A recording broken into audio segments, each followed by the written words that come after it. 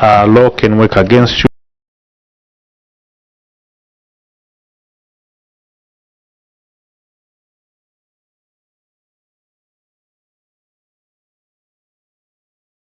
Then we'll move to 28 and we'll finish with 29. So honorable colleagues, we proceed with paragraph 28, funding budget, budget funding and expenditure. If there are questions, you can proceed as guided. Honorable Mwila, you can proceed. Thank you very much, Chair and PS. Good morning and thank you for this very elaborate submission. Chair, yesterday when I was following this submission, I could see that some of the responses were ahead of the questions that we usually ask. So I think she read through many of the minds on this table. But PS, on the budget funding and the expenditure, so there is this 409,850,276 which was unspent at the end of the year. However, just reconcile with your response, because in your response you are saying the last part, just the last sentence of your response, you are saying that payments were made to suppliers as at first. But then saying the observation is that this money was spent at the end of the year. So just clarify what you mean, and also if you can confirm to the committee that payments were made and the foodstuffs were delivered by all the suppliers. I submit, Chair. Thank you. PS, you can proceed. Thank you so much, Chairperson, and thank you for taking it as a commendation, and I don't take it for granted. Finance elaborate exactly we did, notwithstanding that at the end of the day we saw that there was a 409 million that ordinarily would not have been spent. But if you can allow me, Chair, I'll ask the Director of Finance. Thank you. Before Director Cap Finance comes in, I don't know why you are leaving the PS alone. PS, you can just move your seat in the middle, and then I'll have WhatsApp. Maybe Director HR can sit next to the PS there. The seats are available.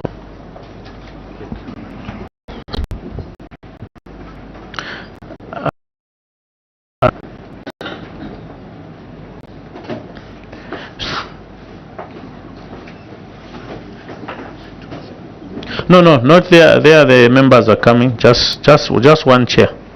Just that one chair there.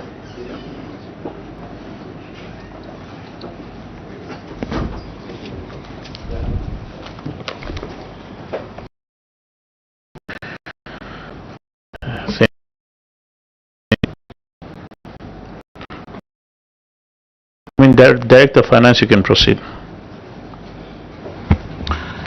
Thank you very much. Thank you, Chairperson. Thank you for the question from the Honorable Member. Let me start by explaining why the response was cut like this. Indeed, where at the end of the financial year, these payments had to do with the food suppliers. We submitted them to the Treasury to try, but however, the funds were not transferred. As a result of that, 409 million was not utilized. And these funds were meant for suppliers of maize, who is a food reserve agency, 265 million, and also the beans suppliers under the food emergency program. In terms of the status, as the Honorable Member requested, We have paid 144 million to 5 bean suppliers, and about 3 they are still delivering, and the contract are still valid. We are hoping that by end of December these bean suppliers will deliver. 265 million has not yet been paid to Food Reserve Agency. This is on the basis that the Treasury advised us to meet with FRA so that we can discuss the payment terms. And the arrangement is that we pay FRA on a delivery basis. When they deliver to us, they give us the invoice and we move the money to them. I submit, Chairperson. Oh, Muira, do you have a follow-up question?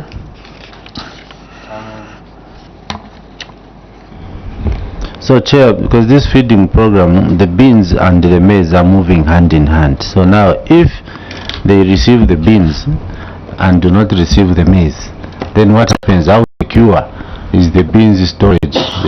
Are you in one place before you waiting for the maize to be? I submit. Thank you, Chairperson. This was an emergency school feeding program under the drought response plan. Now that we know that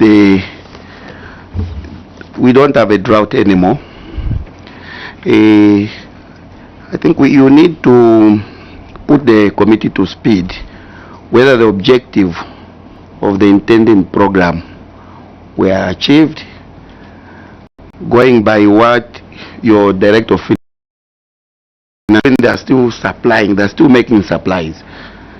Now the committee would want to find out whether the objectives or maybe need to do with the relevant, as we all know that we are out of the drought. We are out of the drought period now, and there are so many things that have happened to the committee. Things maybe that have been overtaken events. I want to hear from the environment. Is it really necessary to this program? In fact, that we are not being Chairperson. Thank you. PS, we can proceed with those two questions. Thank you so much. I think the committee through chair should be made aware that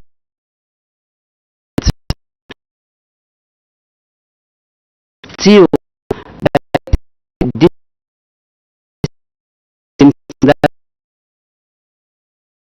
to actually augment this gap where the suppliers. So what we did using the 2025 budget, we were actually giving monies to all districts and they were procuring. In fact, even DMMU were courteous enough to actually knock on our doors to give us what they had. In fact, I think it should be Shin that should know exactly. There was a lot of tonnage of maize which they decided that they should give to the Ministry of Education, and we collected that using our own money and distributed to all schools using the districts. Suffice to say that if we say that is this irrelevant, I really doubt it, because what has happened is during the drought season, notwithstanding the fact that in all those areas where ideally they should have grown a lot of maize, you would find that there was still deficit. Growing that became a problem. But we still feel that we should still supply. There's still a gap in terms of other districts, and we've also increased, if you've noticed. At one point we only had 80-something districts that, but we opened it. I think it is still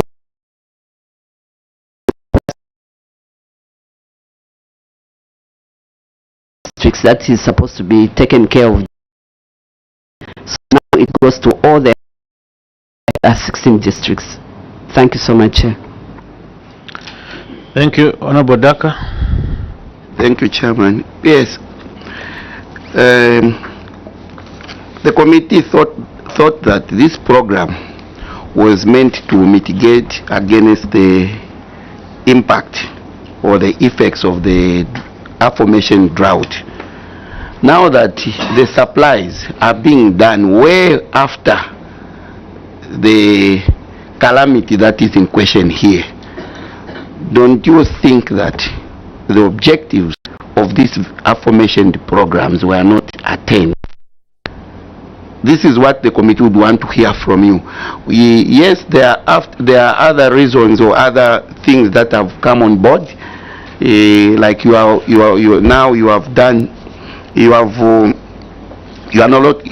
included many other districts on the program, but like we want to be specific on this very matter in question, that there was a timeline during which this could have been done, and it wasn't done in full.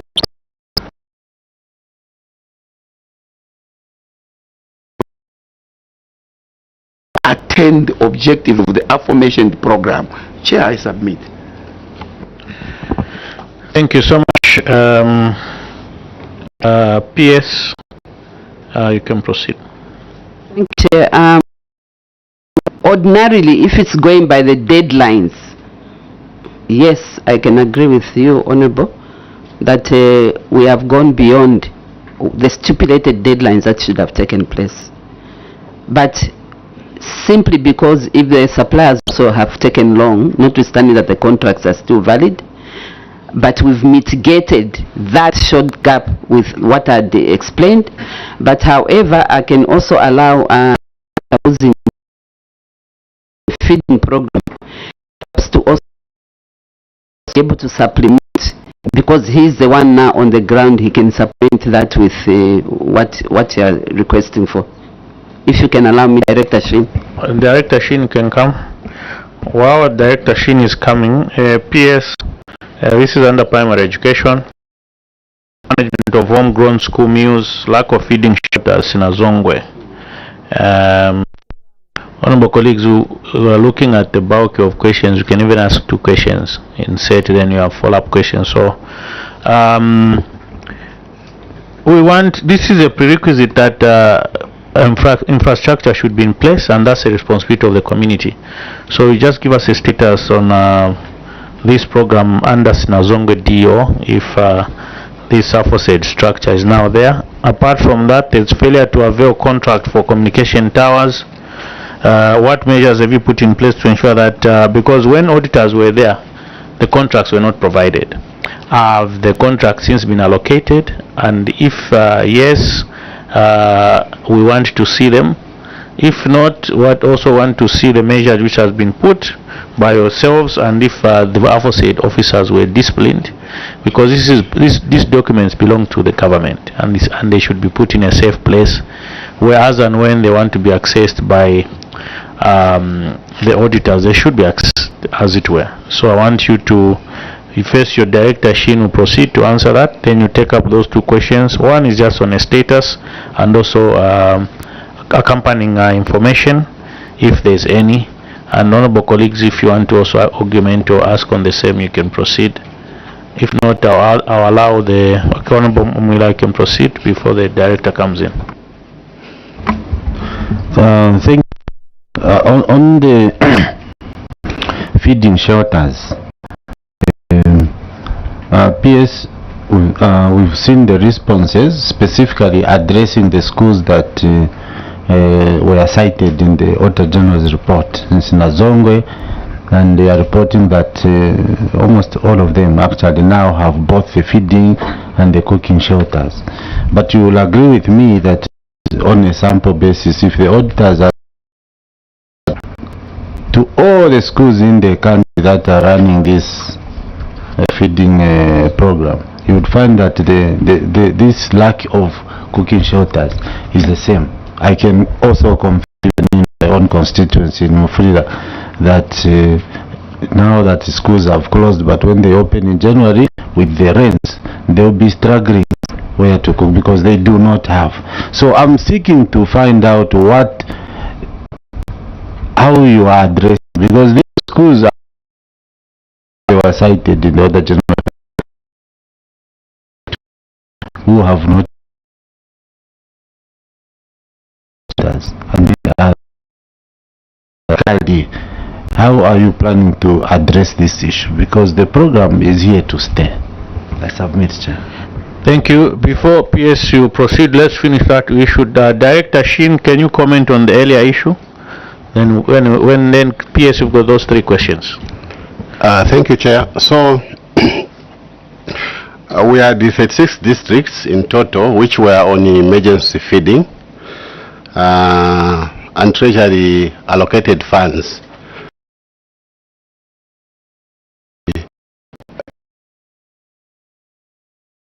beans and the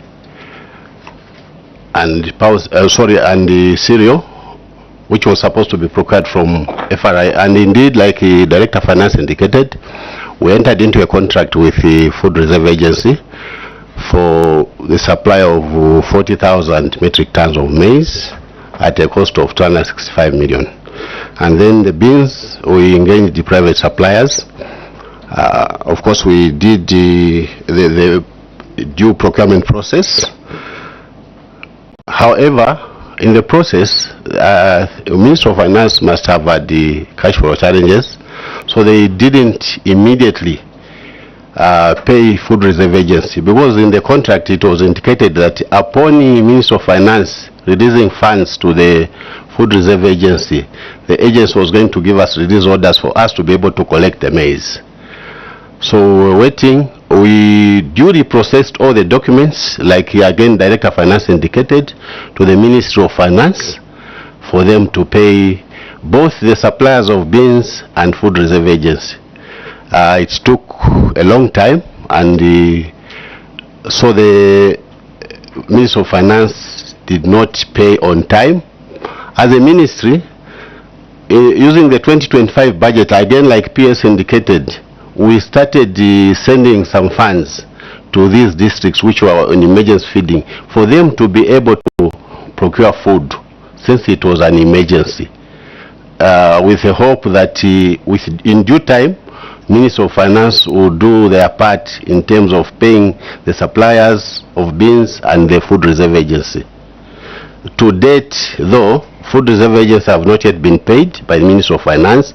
The suppliers were given money for the upfront payment this year, in starting March up to May, and that's how they started supplying the contracts, which are still running up to 31st of December this year. So we can say that, and along the way we had again PS indicated, we had the discussions with Disaster Management and Mitigation Unit. They had maize which they offered the same emergency feeding, and this was distributed at the cost of the Minister of Education to the districts which had the drought, to mitigate the impact of the drought. And then we also had the Global Partnership for Education. They gave money to the ministry through a funding agent, and again this money was used to procure both maize and the beans for these districts which are implementing emergency school feeding. And then we went further to add these 36 districts to the normal feeding program. Apart from them being on the drought response program, we also added them to the feeding program to bring the number to 106, so that they will not drop off after the emergency. So number one, we can say that the objectives of the emergency feeding were met through and also the districts have since been added to the homegrown school feeding program. I thank you, Chair. Thank you. Are you telling us that these suppliers are still delivering the foods, or they've completed? SPS? They are still doing that. Yeah, now if they're still doing that PS, during that emergency period, what was the price and what's the price today? Because sometimes also these suppliers need to inflate prices, and during an emergency at that time, I'm sure the prices for maize and beans were high, and that's when they got the contracts. We are notwithstanding that it was a contract then, but what measures have you put in place, PS? Can proceed with, I think that's the fourth question now. Thank you. I think, Chair, we've, as far as we are concerned, what we coined in the contracts in terms of price is exactly what they are supposed to. There's nothing like deviating from what we agreed. And fortunately, we haven't had problems. In fact, almost, there are just a few left. 3 left. The rest have all delivered at the same price that we agreed without deviating from it. Even these ones that are about to close off, and they've already given us indication that they're about to deliver, it will still be at the same and with the same amounts that we actually agreed as per contract. Thank you, PS. You can proceed with other questions concerning Sinazong as well as the contract for the towers. You can proceed. Thank you, Chair. If you can allow me, I think that's why I bring this group. They should have a few of the questions. Southern Province PO is around with his team because they're on the ground. If they can kindly submit that to the committee. Thank you. Thank you. Southern Province, you can take a seat where the other director was.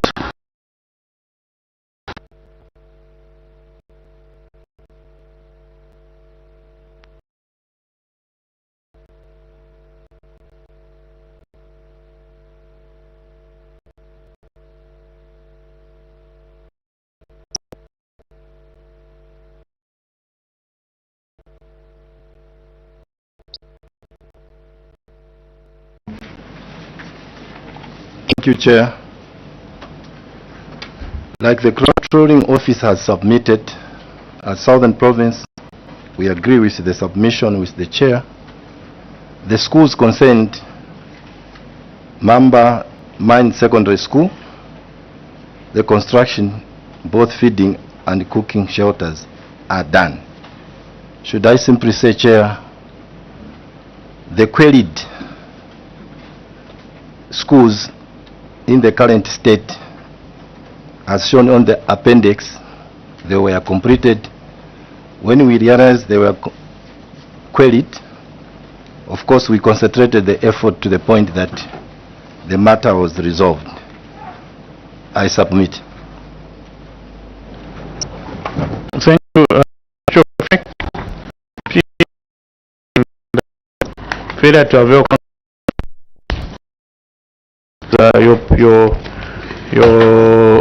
your officer is answering on the failure to maintain properties in primary schools. Towers, it's Chair, if you can allow me, Northwestern Province. Northwestern Province, what is the status? But PS, when they are coming, what from your perspective, what has happened to these to this officer, especially who failed to avail the contracts?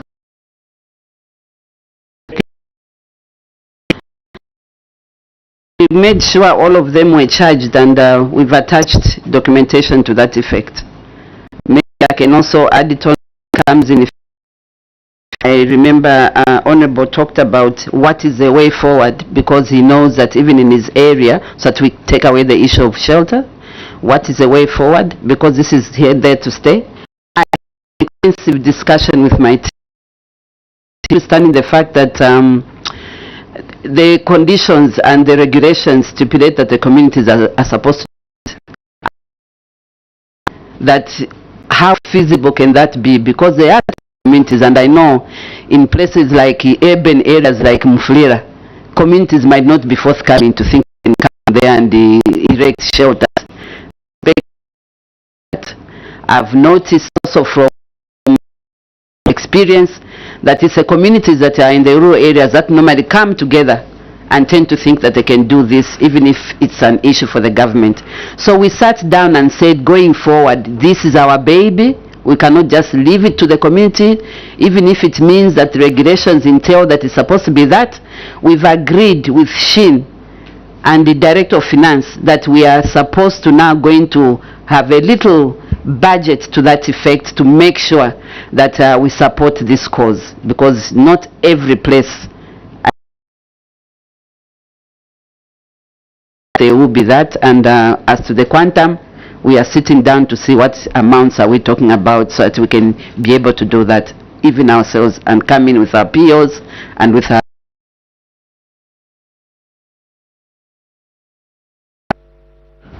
Thank you. Please, PS, I think make sure that even those in Mufrida are worked on. Yes, we want to see that. hence my emphasis on the urban area. Yes. I'm looking at that. Yes, even Bwana Mkubwa, as you are doing rural areas, because I've seen rural challenge. Honorable Mwila. Yes, Chair. You know, just to add on, I actually agree with the PS, because I followed this constituency, and my constituency has got the urban part. For the peri-urban, actually, the communities have had no problem. They have organized and they are putting up. But those in the urban, it's exactly the way you have put it. Why should we build?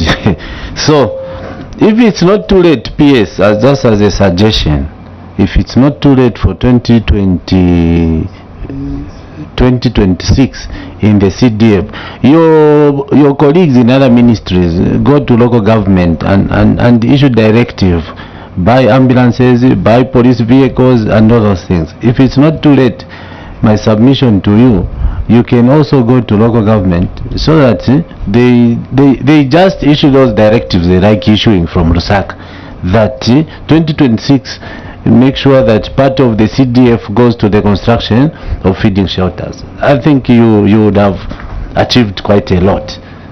Yeah, that's my submission, Chair.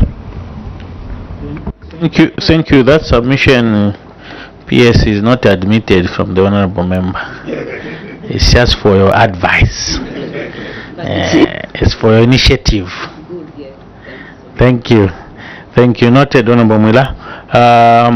The issue of Northwestern, do we have the PO for Northwestern? Who's going to talk about this contract? The contract for the tower.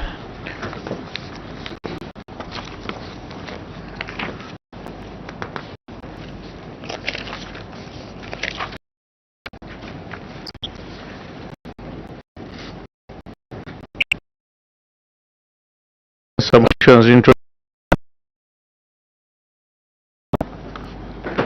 So please proceed and tell us what this contract. Then proceed. Thank you, Chair. Province responded to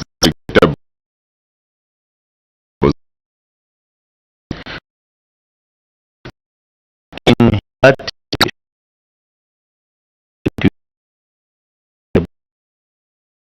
happened. We don't admit it was it's regrettable. It's an oversight. I withdraw, Chair.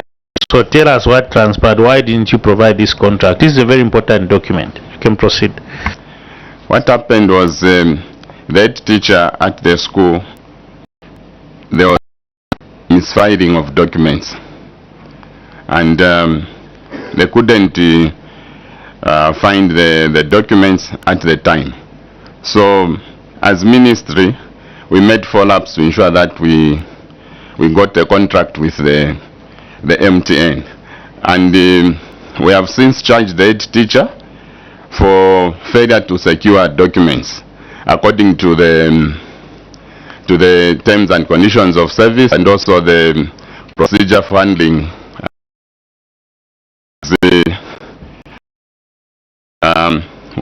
a charge. We have given him a warning so that a repeat of that will attract further or stern disciplinary measures. Chair, I submit. Auditor General, do you have a cite of the contract? Chair, I will maybe confirm with my officers. Okay, for progress taken 10 properties in schools and also secondary school. Management of homegrown news is the same thing, but under performance, Honorable Daka, inadequate bed spaces, use of an uncertified food handlers, copper belts, Honorable Daka, lack of specialized rooms, Honorable Daka. I think they're in one paragraph. Those. Then Honorable Lungu, poor state of specialized rooms, northern province, Honorable Lungu. And then failure to collect boarding fees, Honorable Lungu. Then we'll proceed. Then I can tackle irregular use of revenue at source, Northwestern Province, unaccounted for funds, Lusaka Matero. I'll handle that one, and we'll proceed just as guided.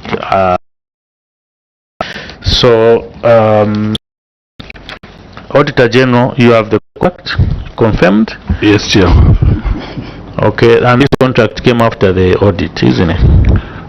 Yes, Chair. I think that is a statement that will to do the verification on yes. some of these documents that just came now. Thank you. Thank you. Honorable Daka. Chair, on the same issue of filing, Chair, I have belabored so much with regards to filing with the same ministry. PS would want to find out, there was a proposition of the digitalization of the same.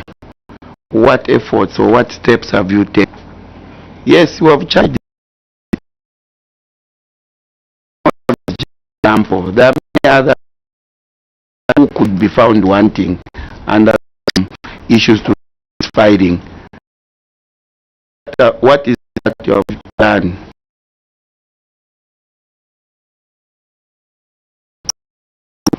Whatever we agree with you in addressing problems like misfiling of documents. Chairperson, I submit.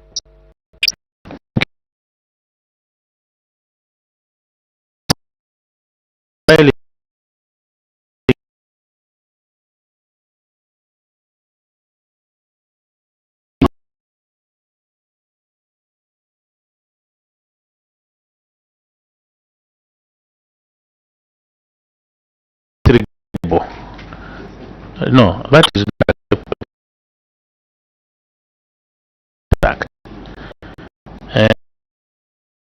cool. How many files do they even have? It's one filing room where you've indicated the labeled contract, if you have a contract. Okay? Or miscellaneous documents, or receipts for what, or purchase of, all those things are simply done. So that excuse of misfiling, I don't think it's acceptable. PS, I think we should have a better reason to that effect, and people should know the importance of some of those documents. So maybe you can give a comment. Chair, I totally agree with you. It's not an excuse. Every manual is not filing. I think we could come to a standstill. I totally agree with you. It's not an excuse. Suffice to say, I'm one of the first ministries, and I think it's good to, advise the committee here, that has now gone through a process of smart office, meaning digitalization that begins first of all from the head office where the, registry, and then it will now cut across. Now, to show you that we are serious, we have even launched right now as I'm speaking, we have the last group in the ministry that are going through training in the manner we are going to actually do the smart office digitalization of the processes of all of education. Office and permeate, even called the DSC, one who even launched it for us. So once we with the training, the January as from head office, and this is in conjunction with Smart with Zambia. I have been over this issue because we are a huge problem. That's the issue, and we've made sure that we've training is going on, and I'm so happy actually to report by January this implementation now begins.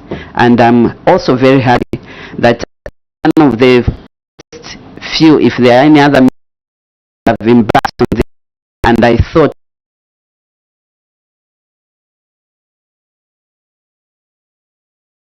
properties, primary schools, Honorable Mwila, and also secondary school management of homegrown meals, southern products, Kalungola, and utilize funds.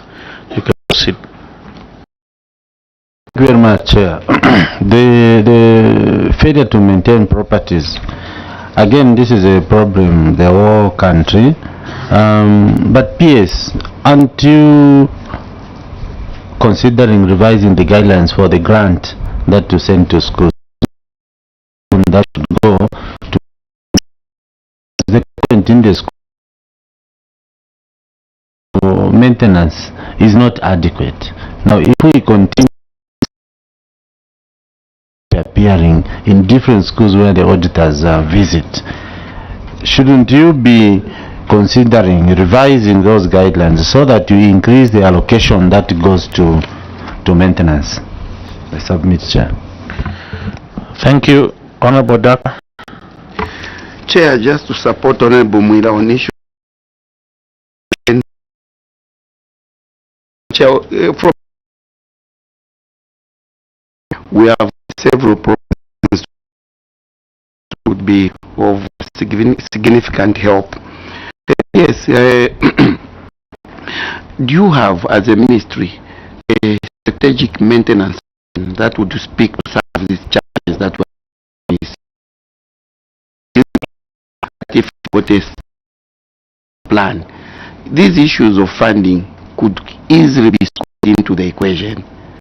Chairperson, I submit. Thank you, PS.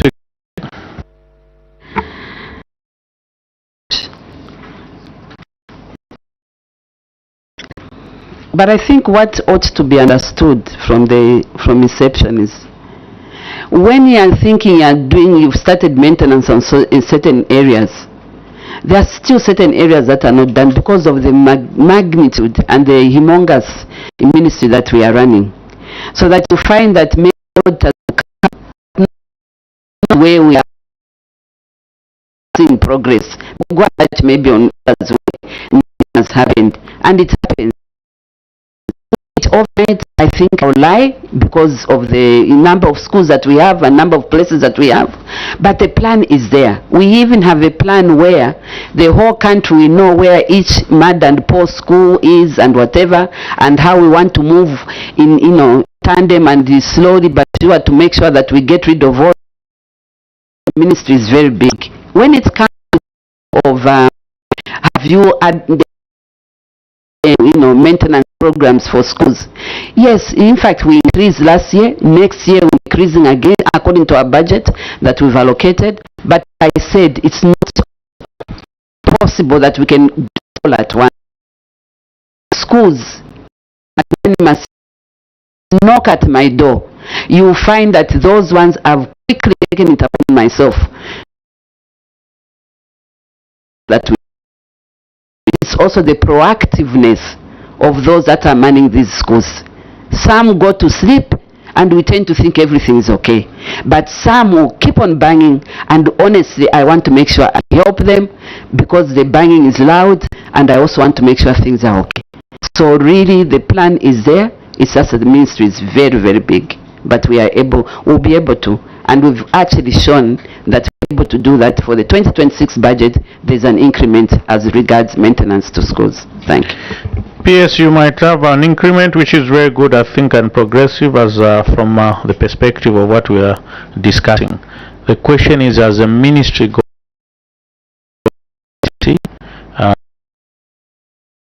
where you were advising your colleagues, I think, the Ministry of Foreign, sporadic maintenance of everywhere you have construct. You don't even have finished, you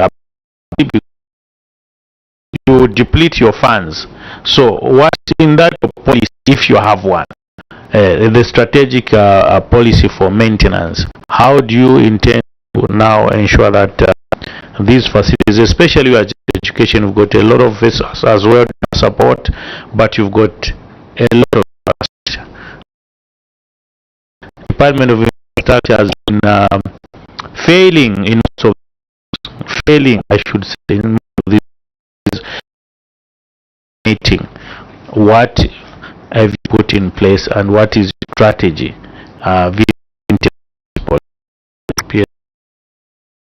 I'll allow, if you can allow, the head infrastructure to be able to address this issue. Head infrastructure, you can come and board as chair where you wanted to sit because you wanted to upgrade yourself. You can sit there, answer, then you get back to your seat. Honorable Baka, you can add. Yeah, Chair, thank you very much. As the, is it head, is it, what is the position of the infrastructure person? Oh yeah, assistant to infrastructure. The PS has just submitted that you have the maintenance plan. So this is a committee of facts. We don't rely on speculations. So as you have just come to join us on this table, I would like, on behalf of the committee, that you provide the evidence that indeed you have the strategic maintenance plan, because as a committee we believe that in that plan, if you have that plan, which means you have got a system that speaks to informing you at the earliest stage when some of these failures start. Because I've read through the response from the PS, where is indicating issues.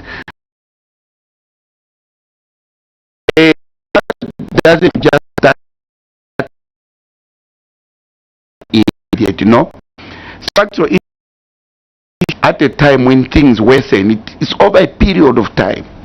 So we want to find out from the infrastructure person, the assistant director infrastructure, if indeed, besides this strategic maintenance plan, do you have systems that inform you at whatsoever level this maintenance is required? Because maintenance is in stages. There's a routine, there's a periodic, and then you go to rehabilitation. So we want to find out indeed that if you have all these things that the committee wants to know. Chairperson, I submit. Thank you. Through the PS Director, Infrastructure can proceed. Thank you, Chair. Thank you, Honorable. My name is Ndo Habanti. I'm the Assistant Director, Infrastructure. So, Chair, the maintenance plan was developed quite a long time ago.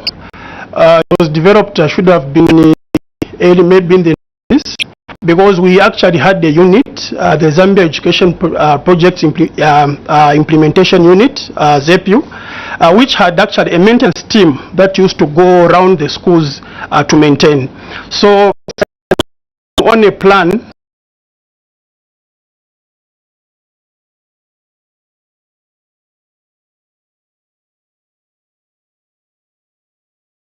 the volume that we have as a ministry,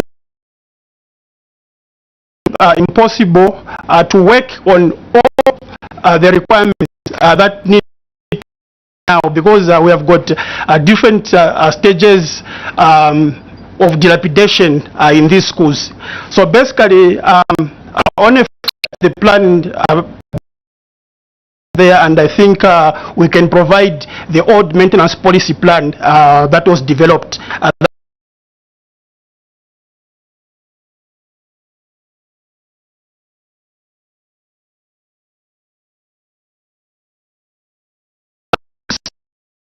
The province and national level.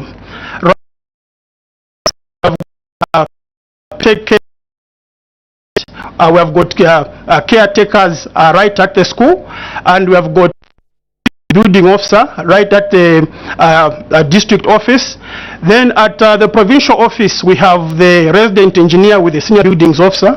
And at national level, we have the infrastructure department right at the ministry. So when these dilapidations start, it is true, as the honorable member has said, that basically dilapidation starts slow. You can have broken grasses, you can have maybe a few cracks here and there, but basically if you look at previously how much money was being given to the schools to undertake this type of rehabilitation, it was quite small.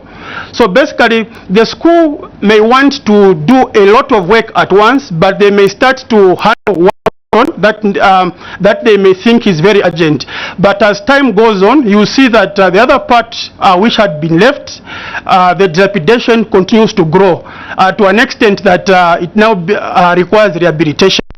And also we should be alive to the fact that most of these schools which have been cited in this report, they are literally very old schools.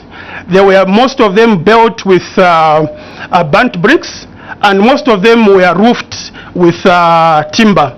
Now, as a passage of time, you will observe that buildings naturally tend to dilapidate as time goes on, and especially due to the fact that the mode of construction was not brick and mortar, but rather it was bent bricks.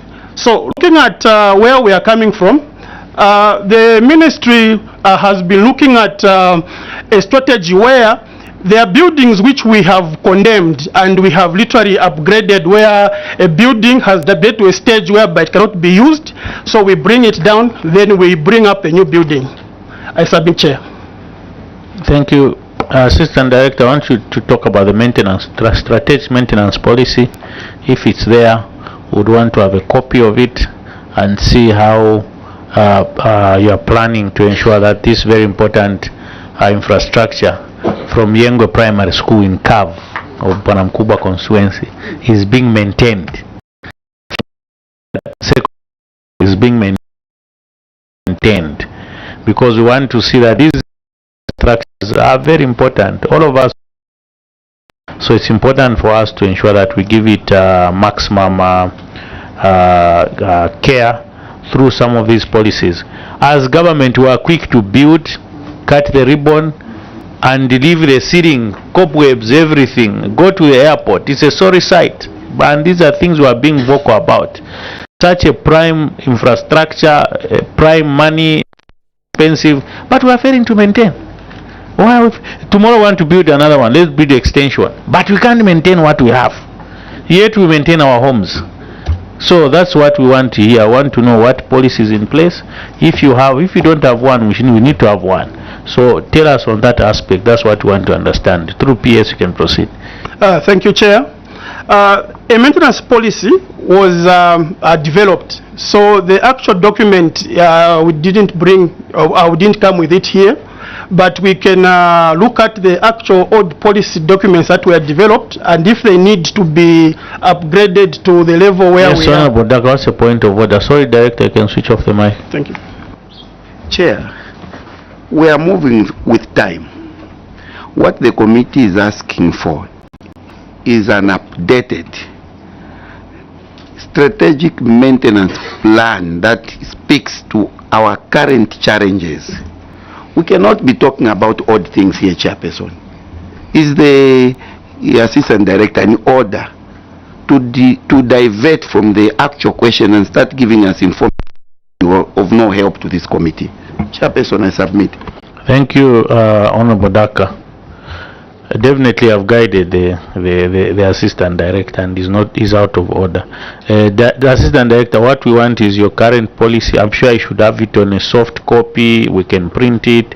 If not, when you finish submission, send a text to somebody, send me that copy. We want, for us, what some of these documentations is to help the government. It's not to say you're not doing your job, but it's to help government. If there's no one, let's fix one.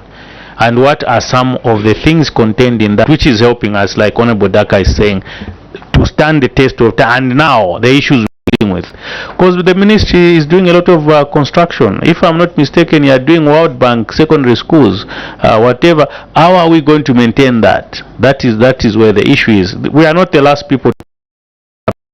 Their generations can certainly have a policy which speaks to this time and how we intend to move forward.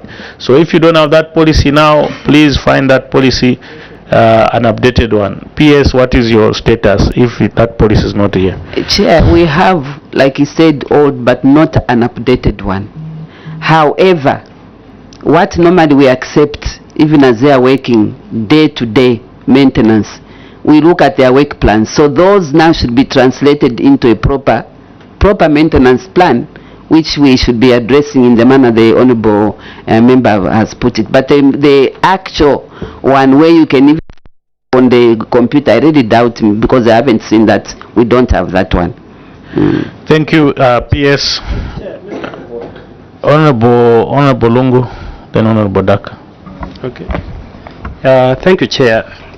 Maybe PS also you can just put us to speed. Most of these schools that maybe have been built by using CDF, or maybe the old ones, we have had issues where mostly they have been blown off, and it has come to our attention that CDF alone cannot suffice to repair the roofs. Do you also have anything that you have put in place so that our pupils can be having conducive environment? I'm one of the victims in my constituency. I think that was last year when one of the schools were blown off. To date. Thank you. Before PS, Honourable Daka, a follow-up question on the matter we... Chair, yes.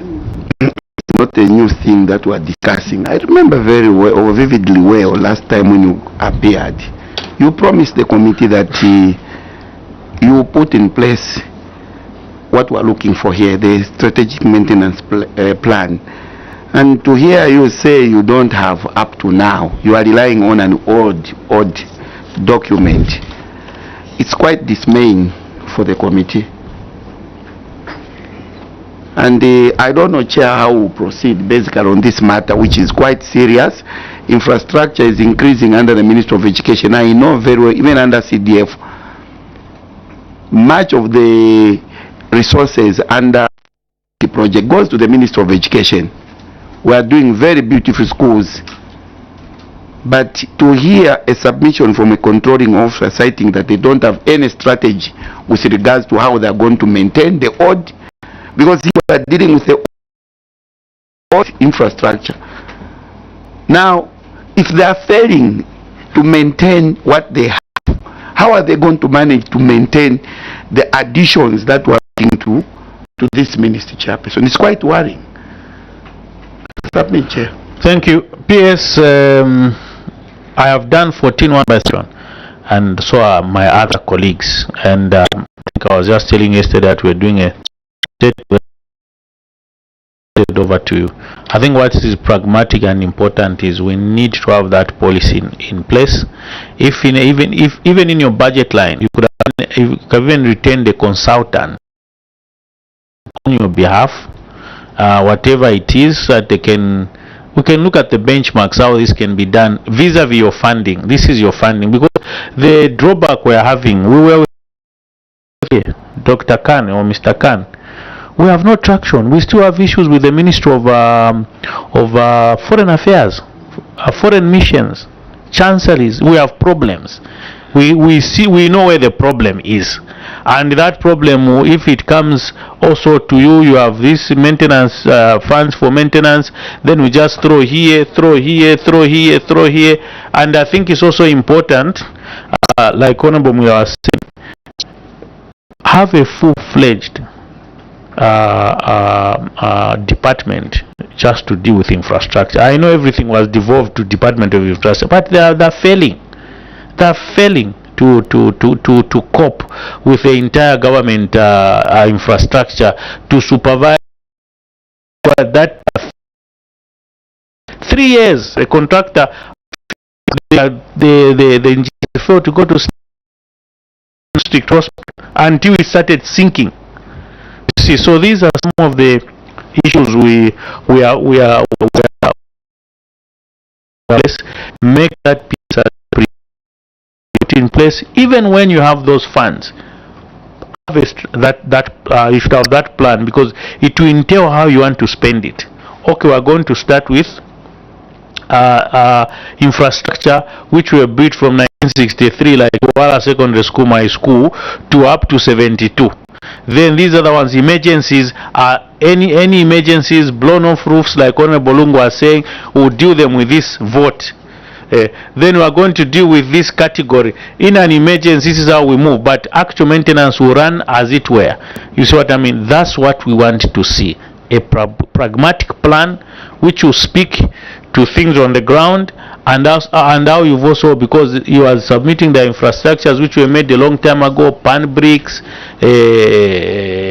timber trusses, and now those things have probably been messed up.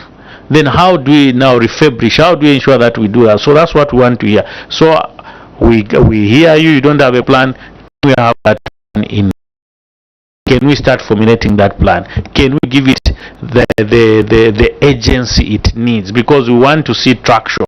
We told agriculture the same thing. How do you start? Here you are maintaining houses, here you are constructing. You don't know what's happening.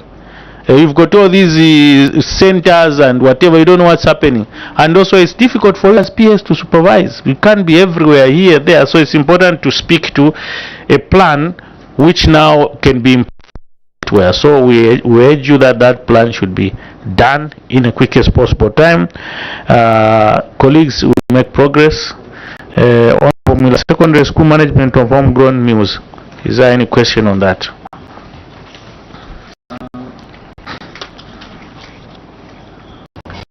Chair, yes. The raised funds, Southern Province. Yes. PS, we are being informed that Kazungula District Education Office had all in all 4.5 million funds available, for procurement of homegrown school meals program. But also part of this was 2.1 million, which was brought or carried forward from 2023.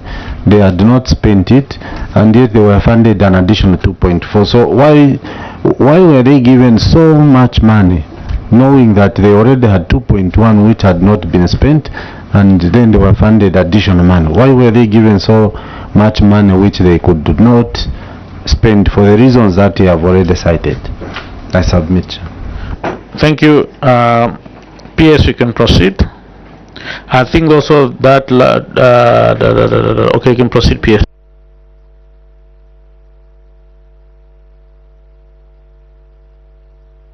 Thank you, Chair.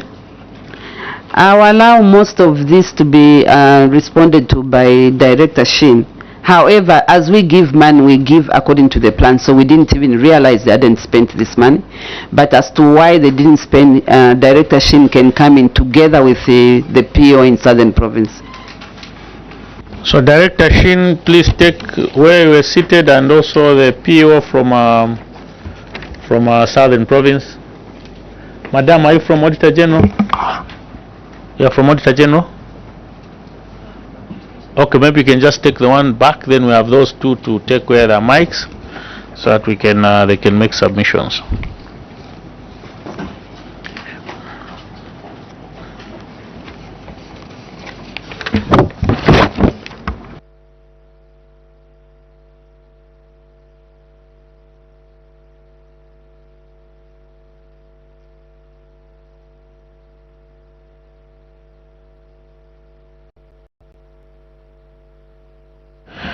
Director Shin, you can proceed. There are those two questions concerning Kazungula, and you'll be augmented by your Southern Province PO. You can proceed. Thank you so much, Chair. So, when we will receive funds for feeding quarterly, when we receive funds, we communicate with the districts so that so that they give us reports, those that procured from their last allocation. So the case of Kazungula was a case where the district sent us the requirements for what they needed. We sent the money, and then along the way they were struggling with the issues of procurement because of their threshold, which is lower than the money they received. They went to the council, because the nature of the homegrown school feeding program is that as much as possible the food within the district boundaries. In this case, Kazula were trying, they were using the local suppliers. When they took the documents to the council told them that they needed to write to Attorney General for a waiver for them to get the food from smallholder farmers in this case, so that they don't use the national procurement process, but so that they don't nationally. So in the process, because they had made another request, and we took it that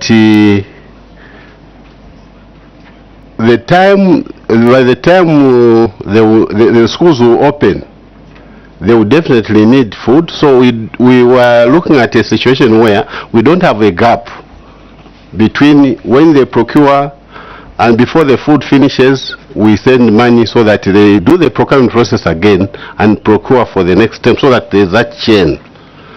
However, because of the struggle with the procurement process due to their thresholds, we ended up having a situation where they had two fundings before they could procure. And so that prompted us now to think of how we can quicken the procurement process. That is how, through PS, we requested for a higher threshold for both provincial education offices and the districts, for the sake of the feeding program, so that we quicken the procurement process. And the MPC indeed did give authority to the PS to increase the thresholds. As at now, Chair, the districts have a threshold of 1 million and the provinces have a threshold of 2 million. And we did communicate to the POs, PS communicated to the POs that since they now have a higher threshold, both them and the districts, they should make use of that, so that if a district receives money higher than their threshold, the province should quickly come in and do the procurement process for the district, and the POs are in possession of that correspondence. Thank you. PO, what transpired? Why did you fail to? You can proceed. The derailment is... the mic down so that you can... Yes. Yes, the derailment was, as he has put it. You may wish to know that we received money. It was a time of drought prone. It's a drought area, so it was not easily available to find maize, as they say, to try to find a way how around, but it was a bit difficult. However, the procurement procedures, like he has put it, to use the channel of council, some of the councils also let down. When we realized he has put it, honestly, PO, you are coming from education. You want to go to council to give a solution for you for procurement. No, it is, Chair, I'm not disputing your, but those had the higher threshold, but we just wanted to see how we could quicken the procurement, because we are also worried of the time frame. Maybe you can switch off your mic. PS, when you increase your threshold, what follows? Do you just increase a threshold and give people money, and then they'll fail to appropriate? So when you give a threshold, there should be guidelines to that effect. So I'm failing to understand. Yes, Honorable Mwila, I don't know that question. Yes, Chair.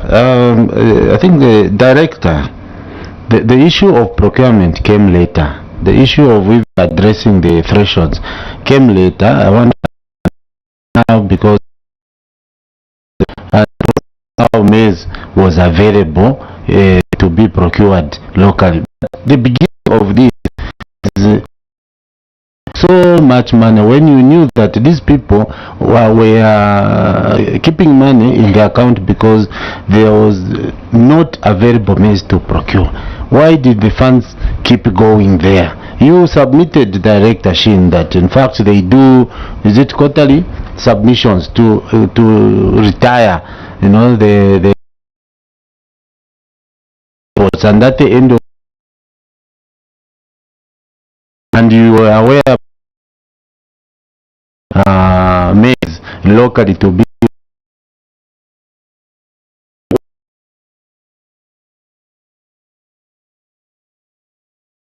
what? They had all these 4.5 million in their account. They submit. Thank you. I think I need to support you what you are putting us. It's a matter of failing to first of all give returns, because had the return been given in good time, would have actually known that they still have their money.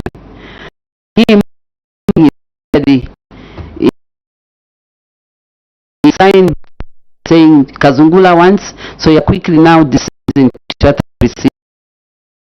In that process, the directorate should have known that there hasn't been a return and maybe found out first of all whether the return was available and what the position was. There, I admit, I think that's where the position. Thank you, PS.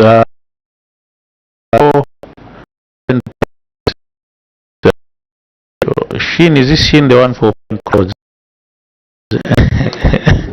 on the internet? Okay.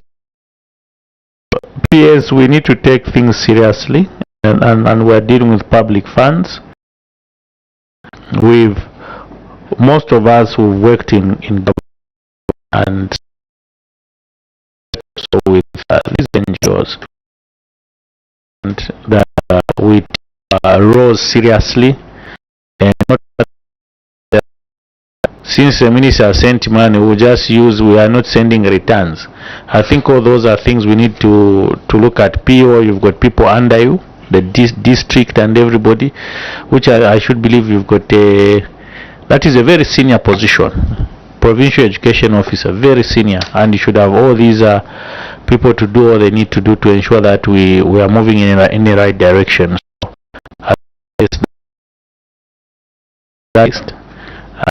that duties conferred to us should be done with utmost care to ensure that public resources are appropriated in for the intended purpose, timely as it were, because you can't have money seated in Kazungula while they need money in Chubi or elsewhere, to ensure that processes and programs are expedited. Thank you so much. We will proceed to Western Province. Lack of supportive infrastructure for HGSM program, Mongo and Kalabo DO. Let me have the PO for Western Province. Take the same position for PO Southern Province, and the one in charge of infrastructure. You can sit the way you are sitting, you can go and sit together there.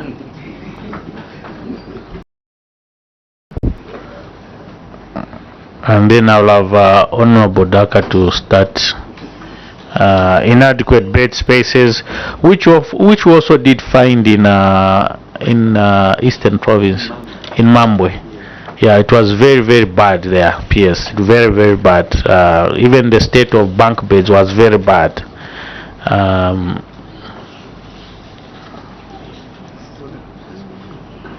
Still no Bomula? Inadequate bed spaces. Yes, so that's we're proceeding to. Yes, yes. Well, we are on Western Province, lack of supportive infrastructure, inadequate bed spaces, use of uncertified food handlers, copper belt. I don't know why they're mixed, because I thought it's okay. You can proceed on about that. It's on inadequate bed spaces, Chairperson. PS, there is a 2,336 deficit of bed spaces, and you have submitted that this is attributed to the fact that there is increased number of pupil enrollment in the recent past years due to free education policy and the bursaries from CDF. PS, it's now that that policy has now been standing for more than 4 years, and to this to be a new phenomenon.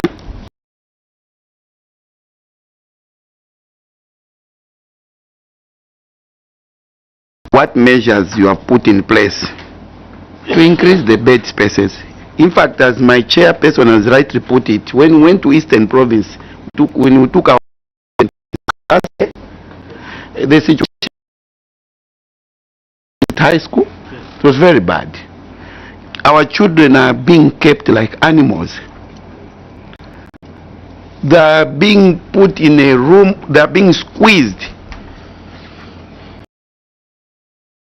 You can even get any meaningful good performance from pupils who are being treated in that manner. No proper windows, the infrastructure actually is obsolete. So we want to find out, PS, what put in place to address this problem that we are facing now. 4 years free education. You can't refer to it as a new phenomenon. No?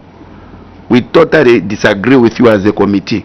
So can you submit before this committee what proper strategy have you put in place to ensure that you address this challenge? Chairperson, I submit. Thank you, Honorable Mwila. And colleagues, before Honorable Mwila proceed, let's take note that this issue is involving Northern Province, Copperbelt Province, Muchinga Province, Eastern Province, and I don't know why it says okay, this was I think for the other year. So these are the provinces which it's involving. So I think Western Province, you were I think still dealing with homegrown, yeah. I think that was homegrown, yeah. Honorable Mwila. Yeah, I think for Western Province, I mean, we've discussed this issue, I think, on the other question. Yes. But what I want to find out overall, if the ministry, in fact, has a standard design for these cooking shelters and the feeding places, if there is a standard design, and if that design is known even at the district level to guide the schools. I submit. Thank you. So what we'll do, let me have PEO for Northern Province to take, Madam, you can, then after Northern Province, we'll have Copperbelt, you exchange, then we'll have Eastern, then we'll have, in that order. So let's have Northern to sit, then after that we'll have Copperbelt and Eastern Province on the question for Honorable Daka. So PS, you can proceed with Honorable Mwila's question. I think for me, I'll come in a general aspect of this question because it's affecting everywhere. I think what we need to be clear about what is happening at the Ministry of Education is that... So it's under design, the standard design of this shelters? Oh, the standard design we have. In fact, ZEP will be able to tell we have the standard design. Okay. Because every boarding school is the same. Especially the ones we are building now, they have the designs and it should be the same for everywhere. However, I just wanted to say, I want to address that, the general aspect before even these people come in. Chair, it's money versus what you want to do. I think that's the biggest factor that is here. Even now, as I speak on infrastructure alone, if what we plan every time per budget was given on time and everything, I think would solve a lot of problems. But what is the difficulty? The resource envelope. Even now, as I speak, we have 467 million just on infrastructure still sitting just in our budget, but not disbursed to us, and the year is coming to an end. So it's that issue. money versus what we ideally would want to address.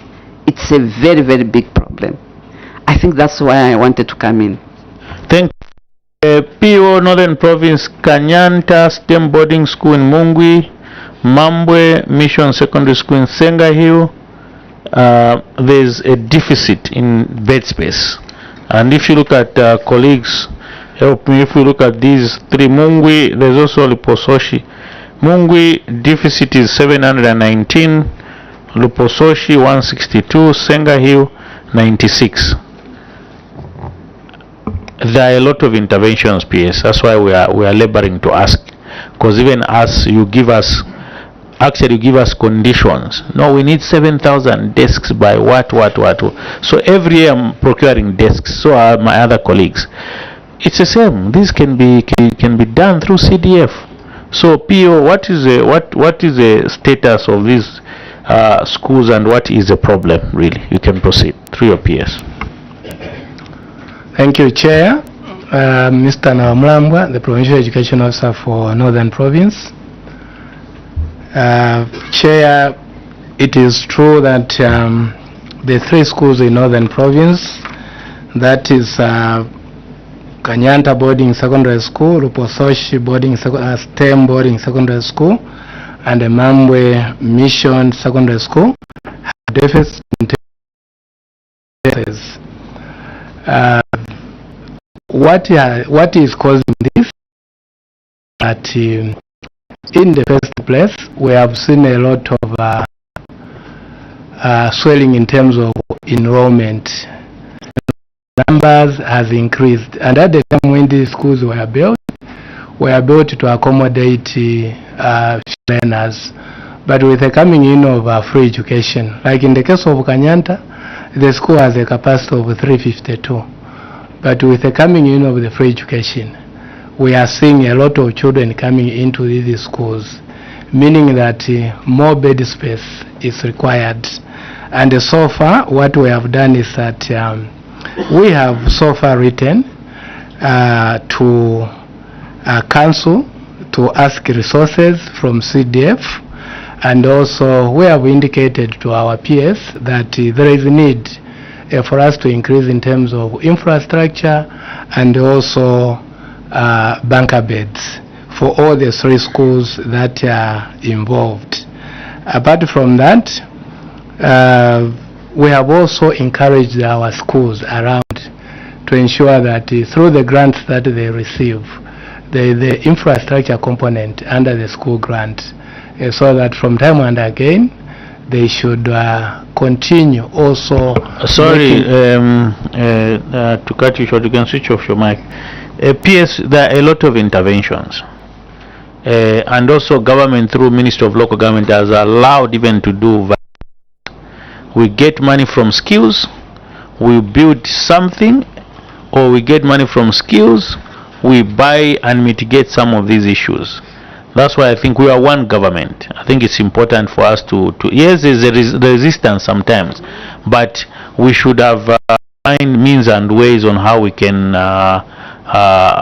meet somewhere to ensure that, because why I'm saying that some of us who've done it before, and I think this problem is not a problem for only Mungwi or for only people coming from that area. It's a problem for all of us. That's why even your members of parliament from those areas should understand that we need to mitigate this one way or another.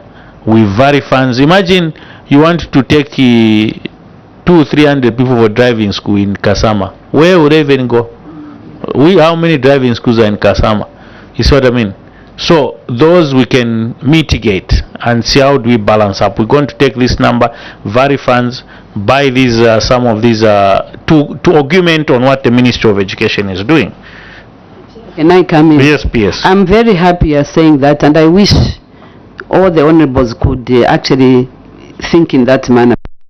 Actually approached, and I don't want to name them, I've approached a number of honorable members to see how best they can assist in such areas.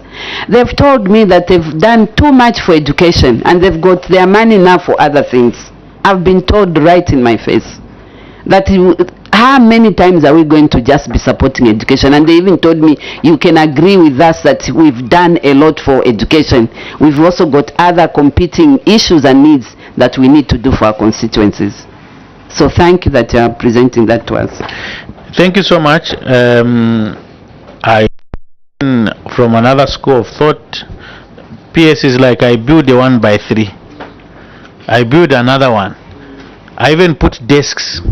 Then I'm told there are no desks at Fatima or another school, whatever it is. Let's get also this chunk and take. I think just Equity will say, okay, at least we've done these 2, 3. Can we maybe build a health post or something like that? But what I'm saying is we can still engage, see how we can mitigate some of these issues to also help you as a ministry. But suffice to say that PS will also talk to the Secretary to Treasury as you come to support him, to tell him that let's look at this need, because it's very, very important. There's a policy, we've got a problem, it's a good problem. Then let's see how we can mitigate that problem. Honorable Daka, you can proceed with the next question. Next is what? Copper Belt. Then we have PO for Copper Belt. Then we'll have Eastern Province. It's the same? Just same, yes. Okay. I shouldn't move. No.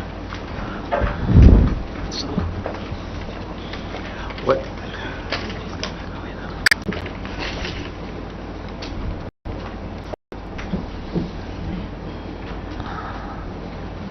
Chair, am I moving to the next?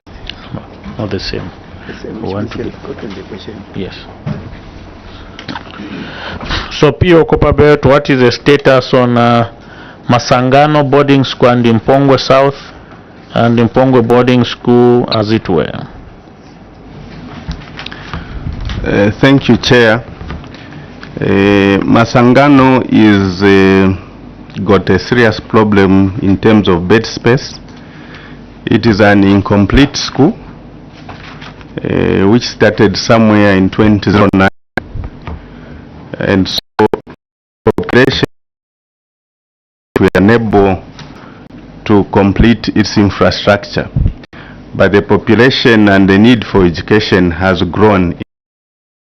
That is the status quo of Masangano. For Mpongwe, we have got 2 big secondary schools there, that is Mpongwe South and Mpongwe Boarding. Also, the area is quite vast. We also have schools like Chat Girls, which is run by the Catholics, and Ibenga. But when you look at the numbers that those schools absorb, they are quite low because the mission schools are restrictive to numbers. So we still have the challenge to absorb a lot of children in that area, looking at the vastness of the population. I submit, Chair. Thank you. And from your submission, I think Mpongwe South is not bad because it's 48, and some of those can be mitigated through the local solutions. But we have this Masangano Boarding, which is available 120 against 362. That is a huge problem. That is a huge problem.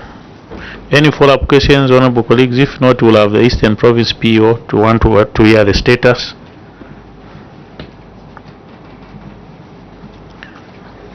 Eastern Province PO. Yeah, you've got a mic there, you can proceed. We want us to give us a status on Chizongwe. Thank you so much, Honorable Chair and the other members of Parliament that are here. The status is the way it appears through the Auditor General's report. Chizongwe Boarding Secondary School doesn't have enough bed spaces, and just like... You didn't introduce your name? Sorry for that. Can proceed. I am Marambo Brenny, PO for Eastern Province. Can proceed. I was saying the status for Chizongwe Secondary School is just like enough bed spaces,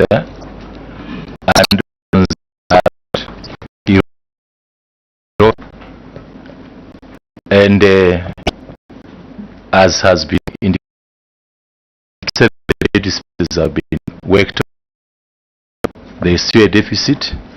Applications have been made so that monies are gotten through CDF so that the remaining bed spaces are made for our children. So that's the status for Chizongwe Boarding Secondary School. Thank you, Honorable Daka. Just to take advantage of his presence, the PO Eastern Province. PO, of course, through your PS, we want to find out as a committee the status as well of Mambwe boarding school, because we visited it as a committee. So we want to find out what is it that you have done from the time we visited the school and now. I submit, Chairperson. Thank you, Honorable Lumai. Yeah, thank you, Mr. Chairman. Thank you, PS and your team, for the wonderful submissions you are giving before this committee. Mr. Chairman, I've gone through the submission by the controlling officer regarding the bed spaces, and Chairman, the hope now is into CDF. Of course, the reason being due to the free education policy. However, Mr. Chairman, I would want an answer from the controlling officer. What steps have been taken regarding the central government, because this issue of bed space cannot be left to CDF. Government, after introducing free education policy, there was only of bed spaces. So, in the response by the ministry, there is no effort being made to pursue the central government to allocate funds to resolve this issue. So I want to find out from the controlling officer what is on the table for the central government, because I submit to Mr. Chairman. Thank you, Honorable Mai. The question is, there is no effort being made. Is there an effort being made by the ministry? Mr. Chairman, is there a solution? Yes. Now, Mr. Chairman, I'm referring to the response. The response says the committee may wish to note that the inadequate bunker beds in schools is largely attributed to the increased number of pupils enrollment in the recent years due to free education policy. However, I wish to report that the collaboration with the local authority has recorded progress in provinces as follows. So my question, Mr. Chairman, was, is there an effort which is being made from the central government to resolve this problem? Thank you. PS, you can proceed with those two questions. In one question, then Mambwe, as it were, went to the status. I don't know why Mambwe is not even cited, because Mambwe is in a very bad state, and why we're asking, because we went there and we are looking at the same, it's the same query, because I think it's in adverse situation and needs immediate attention. PS, you can proceed. Thank you so much. I think I need to state to you, through Chair, through you, that efforts are there. I think first and foremost, the central government, the central treasury and ourselves have concentrated a lot on the 120 plus 82 schools to be completed, because those ones are very, very big schools. We are talking about secondary schools, that if these are totally completed,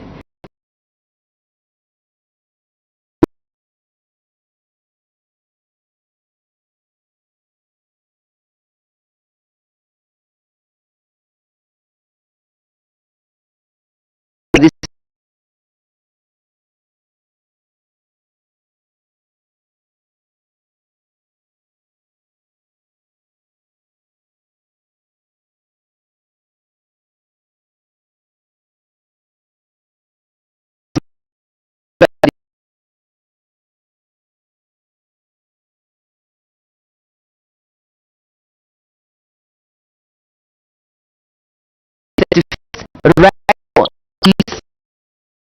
by next April.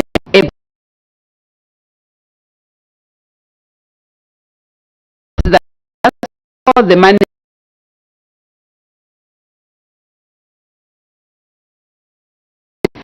to help schools that exist right now. And efforts are Thank you. So, Thank you again for having put in place. And as you can remember, there were two serious issues there, two serious ones. The first one was to do with inadequate desks and bed spaces.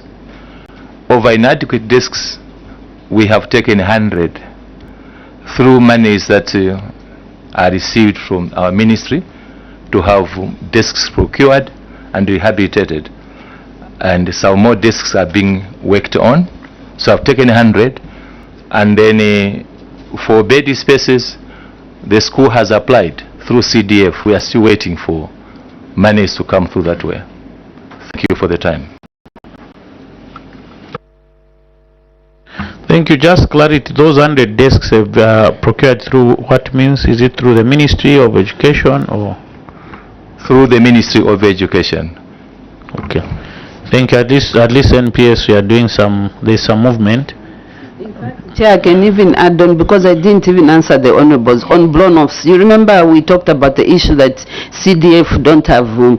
I've taken on every single reported blown-off school and made sure that it's done. So perhaps for the honorable member, which you complained about, maybe nobody has brought it to my attention, but I can assure you every school that has been brought to my attention, I've made sure, because I've realized these are our schools and they cannot rely on CDF. Thank you. Honorable Daka and Honorable Lungu can proceed. Thank you very much, Chairperson. Yes, I've got Kalemba Primary School in my constituency. The Debs is here. We experienced a blown-off roof last year, and under disaster component under the CDF, we didn't have adequate funds. So now we're even worried that how do we have our school children? How are they going to go to school? Because the roofs are open right now, and we're in the rain season. I'm sure Debs is able to agree with me. I don't know whether Debs has reported that incident to your PS. That's what I want to find out, because the PS has challenged this committee that she has been on top of everything with regards to these blown-off roofs. Debs, did you inform your PS over the blown-off roof we have at Kalemba Primary School? Debs or PEO? Debs, eh? Yeah, Debs. Okay, just before Debs comes in, Honorable Lungu can proceed. Chair, thank you very much. Roof. Yeah, also, but I feel Minister of Education, somehow, they are very unfair to Sinda District. Sinda District. Okay, can you withdraw that? Just ask your question, Honorable Member.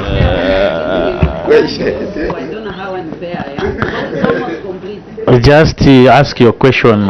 Which school, what has transpired, then the PS and the team will be able to answer. I withdraw. So withdraw that statement, sir. Thank you. Can proceed. Chair, Sinda District has been coming out #1 in terms of grade 12 results, and I think the PO knows very well, so no wonder why I'd come out like that. The PO Mtandaza Primary School, that's the one that was blown off, I think somewhere last year to date, and we are very much aware about this. As members of parliament, we go through a lot, because they feel like... Sir, we don't debate ourselves. Just ask the question. Do not... So, I just want to hear the comment from the Debs, I mean the PO, for Eastern Province if he is aware and if this issue was reported and why has it dragged. Thank you. Thank you. Thank you. So through PS, I'll start with Deb's Honorable Daka's question, then PO and Honorable question.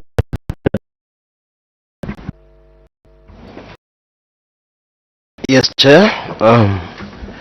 When the incident happened, communication was made to PS, and in a given time, funds were not available, and they were asked to go for an alternative source of funding. In this case, communication was done so well,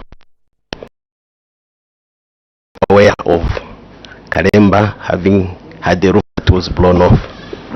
Thank you. You see, again, we need to synchronize PS. CDF, we do for a once we've approved projects, we have a blown off roof, there is no way we're going to get money.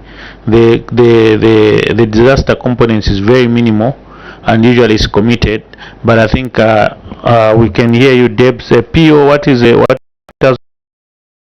in Sinda district? You can proceed.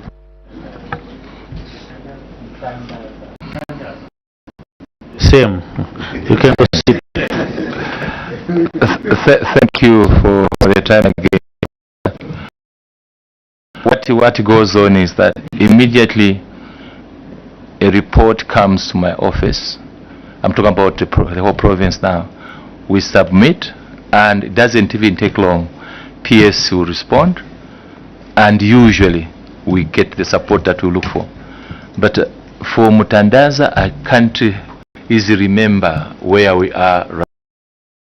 If I've been given time to consult, I would want to realize here whether that came through my office or not. Sorry for that, but I can consult. You need to consult. We are still with you tomorrow. I think it's important that we have, if it was done, if this transpired a long time ago, up to now it hasn't reached you, should be to understand as a committee and then give recommendations moving forward. Honorable Lumai, I want honorable colleagues to make progress. Mr. Chairman, progress. Yes. Mr. Chairman, unidentified food handlers. This is Copperbelt Province. Mr. Chairman, the committee is now informed that appendix number 4, these food handlers have now certificates. But at the time of audit, these food handlers did not have certificates, but now they have. So, Mr. Chairman, the response I would want from the PO Copperbelt, perhaps the PS can add, what is the policy for the ministry regarding food handlers? Is it okay to have food handlers who are not certified to handle food for the children? And if the answer is no, how did it slip off the ministry, looking at Copperbelt being a province which is not urban, which is not rural but urban? So I want the PO to tell this committee how this issue missed him, because he needed to ensure that all the personnel handling food for our children, they were certified by the Ministry of Health. I submit, Mr. Chairman. Any further questions? Honorable Mwira. No.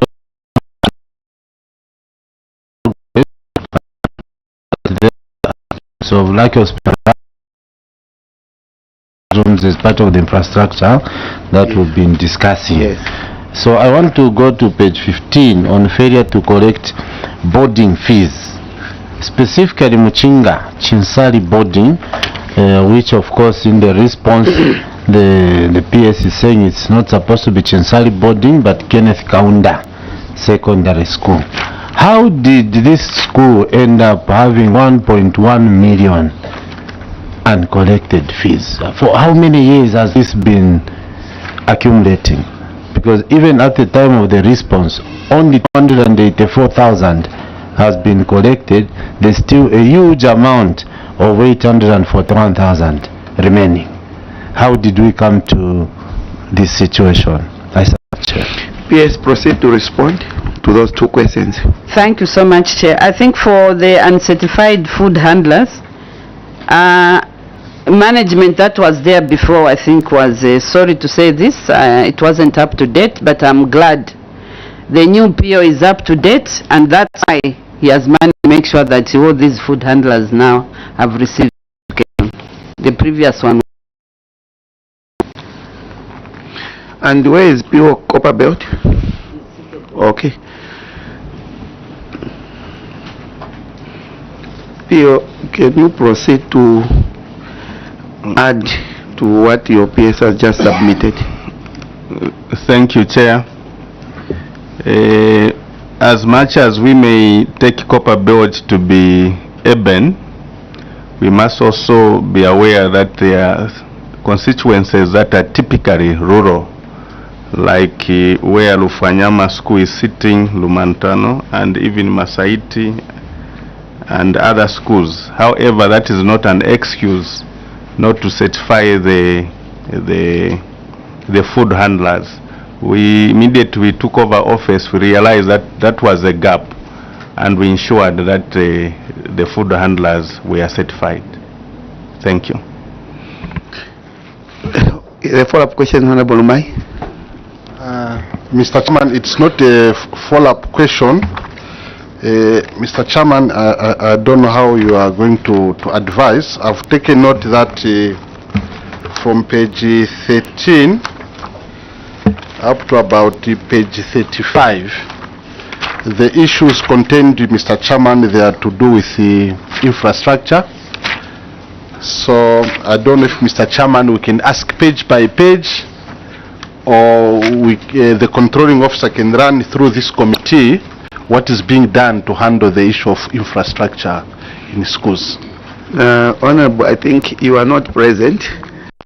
We have run through issues to do with infrastructure adequately. So, and the chairperson, the substantive one, had allocated questions to members which are supposed to be dealt with. You will be guided very soon. We should be able to guide you. PS, proceed to respond to the other question from Honorable Mwira. That was for fair collecting fees. Allow me for that question. Now I'll ask the PO for Mchinga Province to respond to that. PO Mchinga Province, where are you? You have to take up that seat where there was PO Copper Belt. Security question. Please. The chair allocated questions, so guided. I don't know.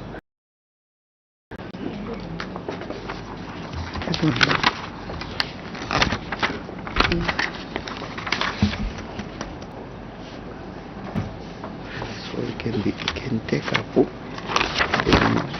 that. Yes, we want to tackle projects separate.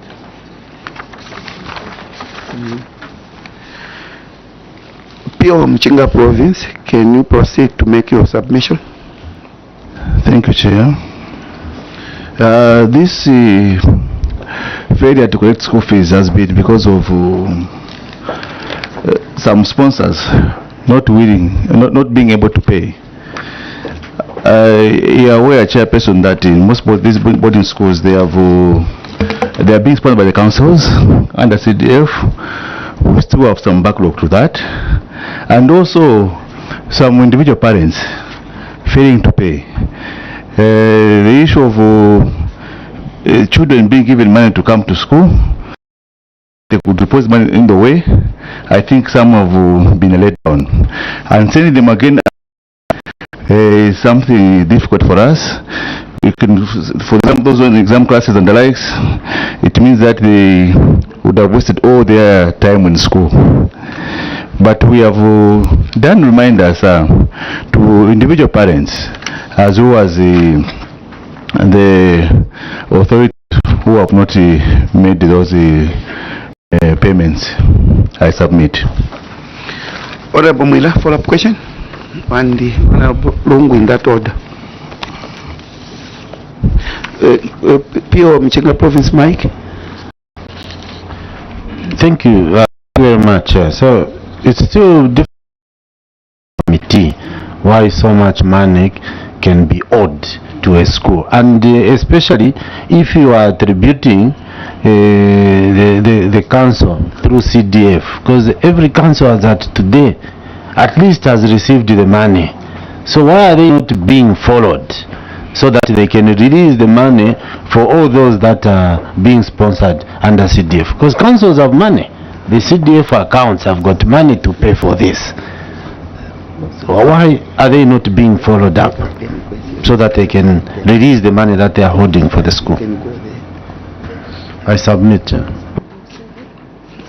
PS, proceed to make a response to that question. Chair, looking at the analysis of that school and what is owing, I think the 3/4 of that is parents. For CDF, it's neither here nor there. It's the parents. And I think there has to be a deliberate way in which these monies can be collected. Of course, I know the PO and most of them feel the same, that chasing the child to get fees also looks like it's unfair on the child. But on the other hand, parents also take advantage of that, that in any case, the child will still learn until at the time maybe when the results are coming out. It's the parents, they are the ones that are not paying, not CDF. Honorable Mwila, is there any further follow-up question? Honorable Lungu. Chair, thank you very much. Riding on the question from Honorable Mwila, I just wanted to find out, after holding their results, what time frame are you giving the parents as when to pay? And maybe is there any deliberate move that you are making, like engaging the minister or maybe the council, maybe to come on board to start paying for these pupils that have failed to pay as a way of collecting their results? Chair, submit. Thank you very much, Honorable Lungu. PS, on the use of uncertified food handlers in the Copper Belt, at what point did you realize as a ministry that you are utilizing uncertified handlers? Because to us, it had to take an audit for you to realize that you are using uncertified handlers. You mean it had to take an audit for you to realize that, or maybe you had realized that you are using the handlers that you are using were uncertified, and you deliberately proceeded to using these aforementioned handlers? Why is it that it had to take an audit for you to realize that you are using uncertified handlers? Because I perused through your annexure. I was checking the certificates. Most of them are bearing the same date. 4th June, 4th June, 4th June, 4th June. So basically to us, it was like you are reacting to an audit, which is not supposed to be the case. Us are not auditors for you to be bringing these things to the committee. These things are supposed to have been done away with the auditor when the audit was underway. So maybe put the committee to speed with regards to that. PS, you can proceed to respond. Thank you so much. I think for that one, if you, Chair, you heard me earlier, it's management of schools. And I alluded to the fact that previously I could see there was a lot of inertia. There are standards officers who have that job. When they are called the standard officers, they need to look at all the standards that are going on in all these schools. So the beauty is that I have the director of standards, she's in here, but they are supposed to be making sure it's before, not after the fact. But in this case, I have actually emphasized that for Copper Belt Province, there was a big problem as regards management. Now when you see 4th June, 4th June, 4th June, the new PO comes on board. He now makes sure that he puts to speed. People are supposed to be doing this job and do it. That's why you now see they were all obtained at the same time, because he's new and he comes there and he wants to adhere to what the auditors are saying and make sure everything is put in place. But it's the management and the standards officers who were not doing the job. Where are the standard officers? Where? You can take up the seat where P.O. Mchinga Province is.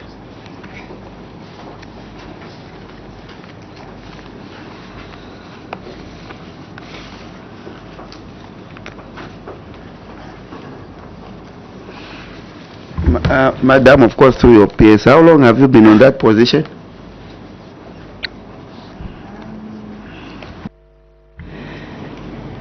Proceed to respond. 3 years, Chair. I'm Priska Simkonda, Director in charge of Standards Assessment and Evaluation.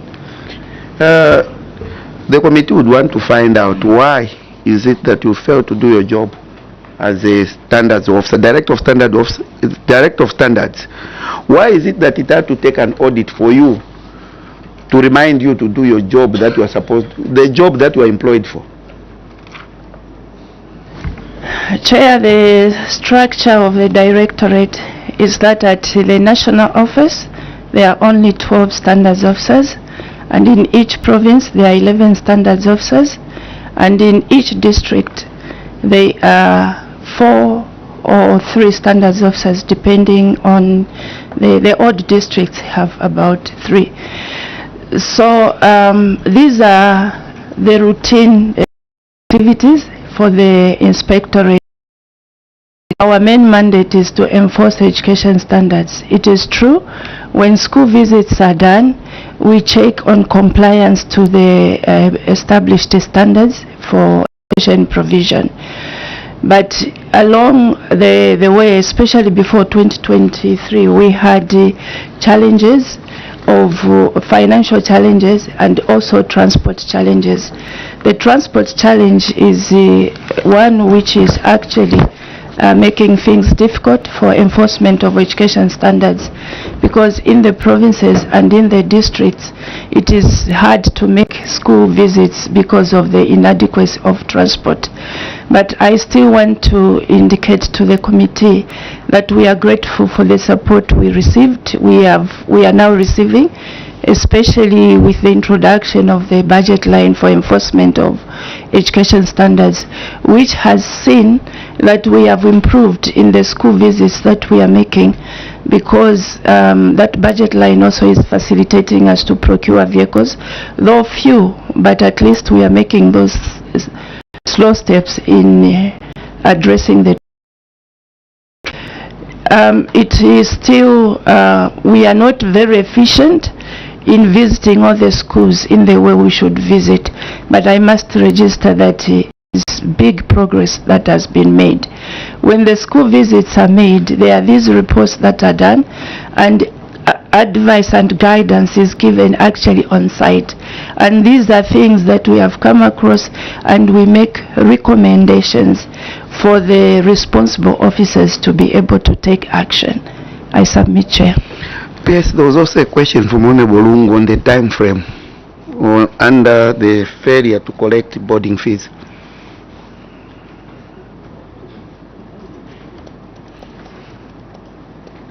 I think on the time frame, it depends on the PO, the standards that they've laid together with their districts, education officers. So I don't know whether they vary from province to province, but it's up to management. At head office, we wouldn't actually be involved in such timelines, but the provinces and the districts together with their schools. Okay.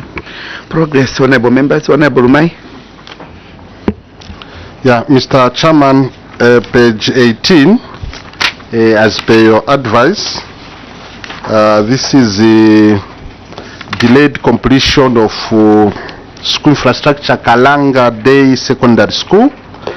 Mr. Chairman, the committee is informed that though the school now is in operation, there are still some challenges to do with the ablution block, construction of science laboratory, construction of assembly sports hall, But in the response by the controlling officer, Mr. Chairman, the committee is not aware because when you look at the percentages, Mr. Chairman, on table 7, you find that carpenter and joinery, it's 0% complete.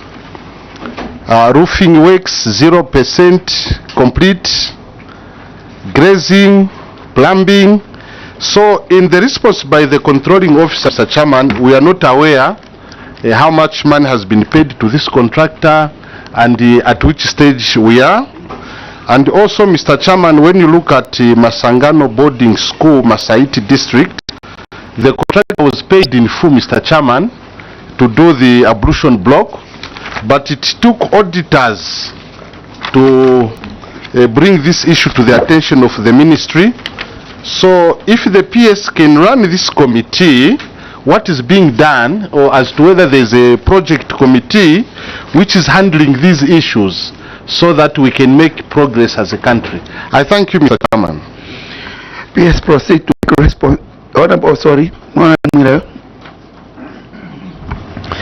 Yes, Chair. Just to add, as a PS and the team prepare to respond to this issue for the copper belt.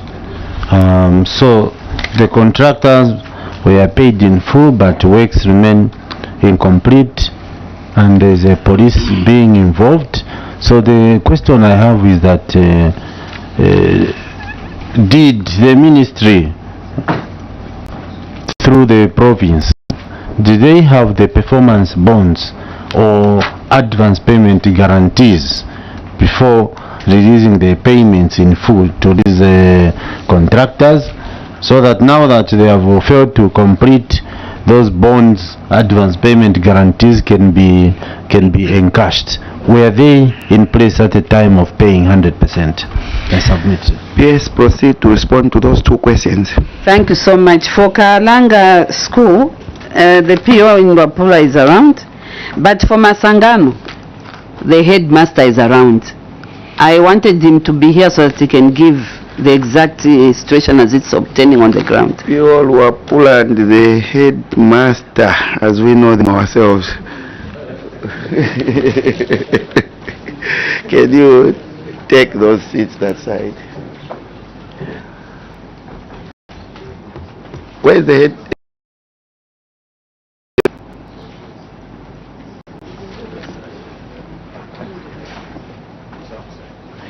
Can we call the headmaster to come in, please? He's not in the room. Can you go and take one of those seats that side? Where there's a mic. Please, kindly accommodate the headmaster.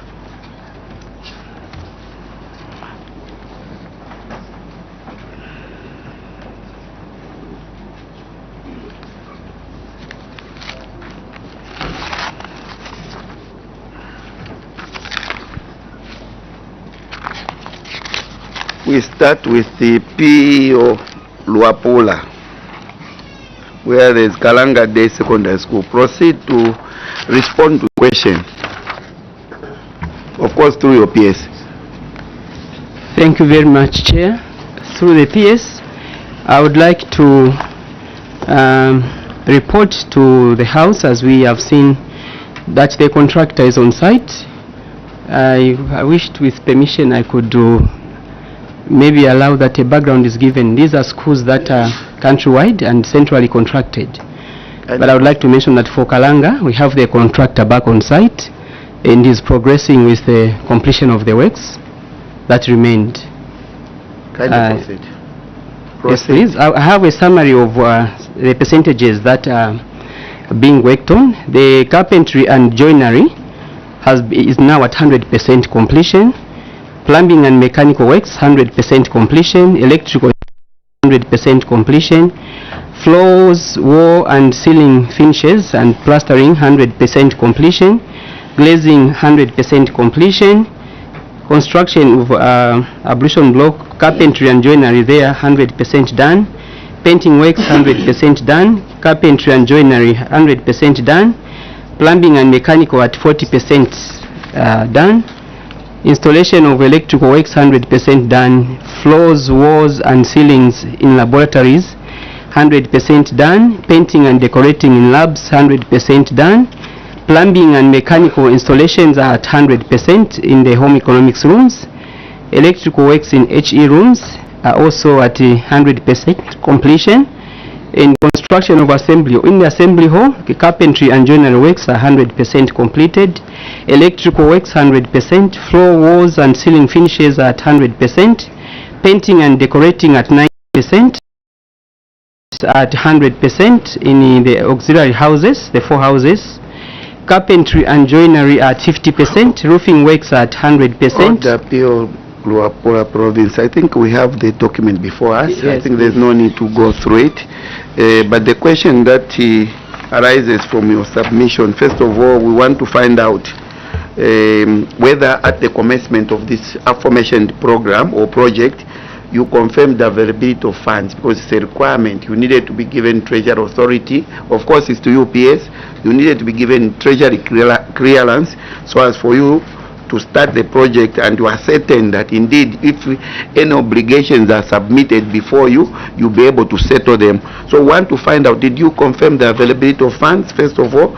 And two, who was the contract manager for this very project? We want to find out what allow the contract to expire is remedied. You could have provided remedy for it to remain alive, and we allowed it to expire, and then it had to take a lengthy process actually to revalidate this contract. PS, of course, PS, you take up those questions before we continue asking our PO Luapula province other questions. Before you go, you respond, Honorable Lungu. Can we have the PO Luapula province? Can we have the mic? Chair, thank you. There is page 15, poor state of specialized rooms. Maybe, Honorable Lungu, before we go to that, let them respond on the 2 projects. We'll give you room to ask that. PS, proceed to respond to those 2 questions. Thank you so much, Chair. You may be aware, or if you are not, Chair, it's schools that were abandoned. And when this government came into being, we now decided, because you remember the policy direction was that whether abandoned, whether they were only just starting and just wherever, whatever percentage, we have to make sure that we take them up and be able to. So this is one of the schools that was totally abandoned, and when we came in, we actually took over and made sure that we brought on board new contractors on board. As now it's available. There's no IPC that we are owing. Everything is current. Hence the works that you are hearing that are moving on smoothly. Thank you, Chair. Then the question on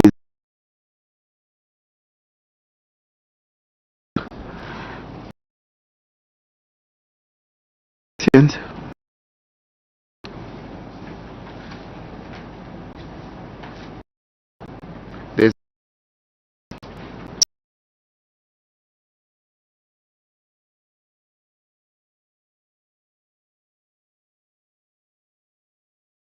Milambo head teacher Masangana, and let me answer through my PS.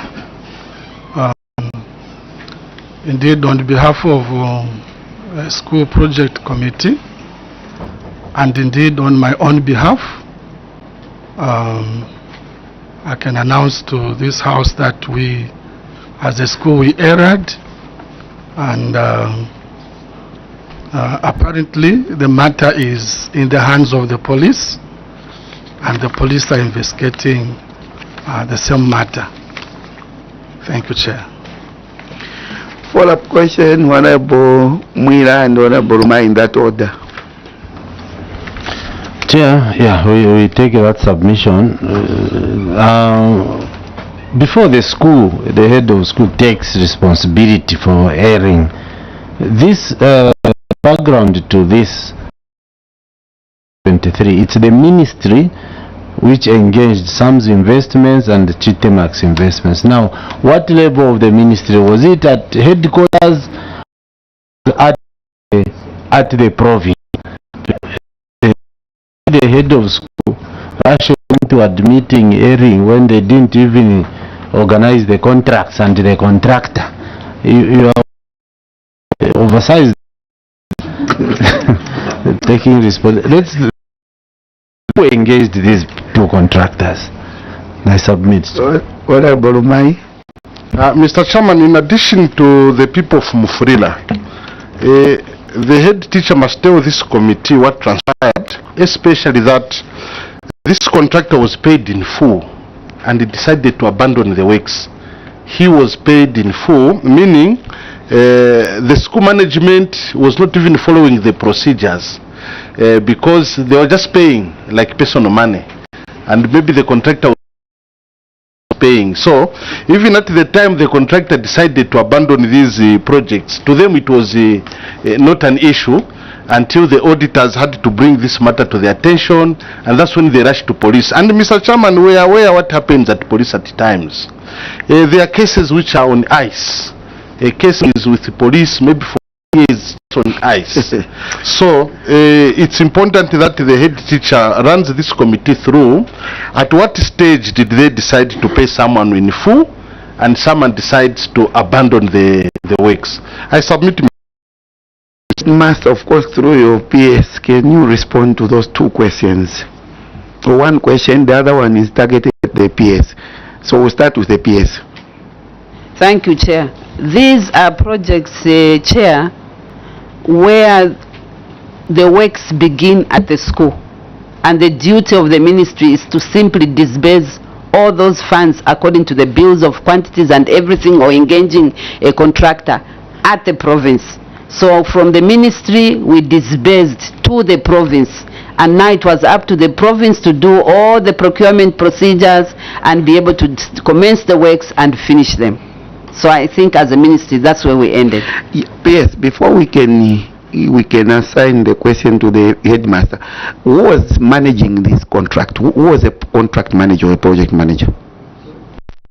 The provincial engineer and the DBO together with a provincial education officer. Do we have that team here? Did you come with them?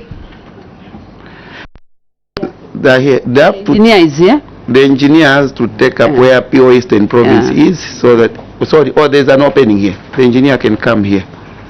And the PO is around, but although it's new, it started in the previous, him is now relatively new, the PO. The new one, where is the old one?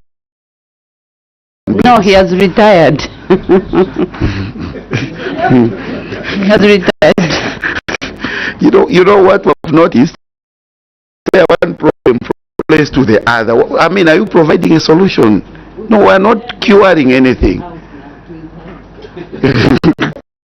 Okay, so we engineer. These are contract management issues.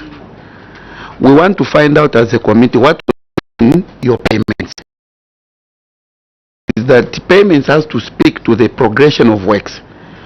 Why is it that you honored the contract 100% when in fact works were not speaking to the payments that you permitted? Because the PS has said their job was simple, to just disburse the whole payment at provincial level, to allow you to manage at that level as the contract progresses.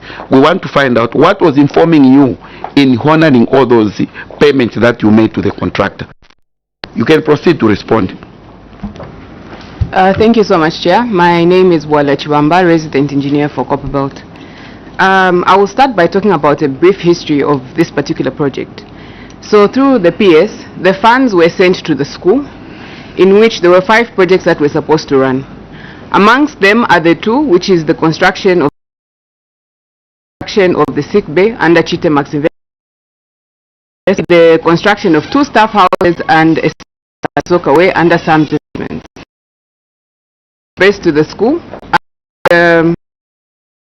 This happened before I came into office, but I have followed the issue and I will explain it as Order. it has.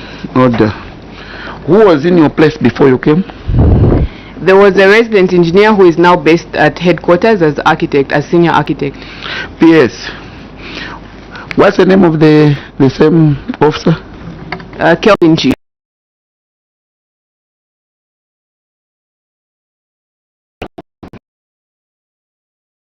But she can explain. Okay, no, anyway, proceed to make an explanation. Proceed. Yeah. Thank you, Chair. Yes. So at the based at the school, the role of the PO's office was to guide the school, as you have explained on the disbursement of funds. So when the funds went to the school, the procurement process that I have in my file here, and there was a procurement process. Annexure, make a reference to the annexure. Did you put it as part of the annexure? Or you are trying to amend the submission? Is it part of the submission, PS? It's because she's explaining, maybe she wanted. Chair, I think in just make sure that things are clear. Mr. Bant, was it part of it? We don't have it there, but in trying to explain, maybe she will now want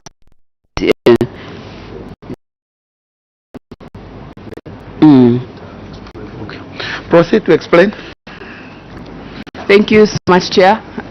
Through UPS, so the entire procurement process was followed, in which the procurement committee at PO's office sat down, contracts were awarded. It was at this point that the head, through the PO's office, sought authority, and the payment was a full payment was made to the contractors. So all of this in actual fact was against the procurement process and the contract management, because according to the process, these contractors should have first started work, and then according to the stages of payment or the stages of work that has been done, IPCs were supposed to be generated and these monies dispersed to the contractors. But unfortunately this was not followed, and that is how we got to the point that the full payments were made to these contractors minus them actually having done the work. But regardless, as PEO's office, when we came in and we noticed that there was this lapse, even before the auditors picked it up, we have been in contact to these contractors, and currently,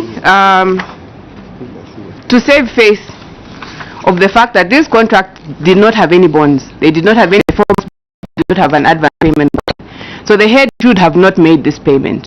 But regardless, we understand that this is government money, and currently these contractors are back on site and they are working, and as of SAM's investments, by end of December they have committed to finish the works. We have attached the progress report for these works. Thank you, Chair. Honorable Mwira. Thank you. So still follow up. I want to understand how the whole, because we are talking about contracts with 1.6 million kwacha here. So the headquarters releases the money to the province, and how was the money moving from the province? Was it from the provincial account to the contractors, or from the province to the school account and then the school account to the contractor? And who were the signatories to the contracts? Was it the contractors and the head of school, or the contractors and the province? Basically, who managed the procurement process from the province level? I submit. Engineer, of course, through your PS, kindly respond. Thank you, Chair. Through UPS, these funds were disbursed directly to the school. As PS had explained, these are projects in which HQ disperses the funds directly to the school. But as provincial education office, our role is to guide on how the procurement is going to be done and how the funds are going to be dispersed. So ideally, for example, in this particular case, when the contractor has been selected through the correct procurement process and the contractor is now on site, I'll give an example. If they do the contractor is supposed to write to the school requesting for payment. The school will then request the presence of the provincial engineer, which is myself, to site and value the work that they have done. The contractor will say they want 80,000. Yes. PC, in which I will say instead pay them 80,000 kwacha. After that report, it is given to the head, and then a letter is issued to say go ahead and make this payment, and then the school's accountant But unfortunately, in this case, all that did not happen. Yeah, that's the whole reason why this committee want to find out that what was informing you to make the payments. This is the question that we're going to, in fact, we are narrowing it down to this question. What is it that was speaking to the payments that you are making? PS, you can proceed. Yes. So in the way she's explained it, clearly that's the way it is. But what took place is that instead of the school following the procedure she's clearly alluded to, the head decided to pay everything. So it's not the engineer, the head decides to pay everything instead of following that process which she has explained. Honorable members, Honorable Mwila, Honorable Rumai in that order. So the head is the same one we have here. But PS, this is a clear breach of procurement guidelines. Clear breach. But I think that I want to ask this question. What is the head still doing in the office? Yes. Because this is a clear breach of procurement guidelines. Disregard of procurement procedures. Failure to follow in jail. That's it.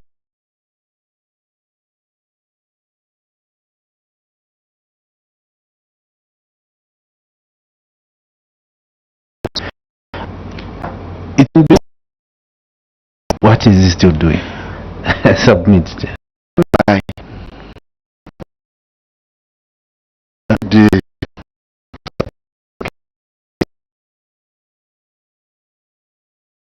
Being told or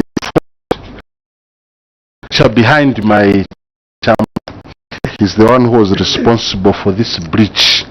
Now my question now goes to the head teacher.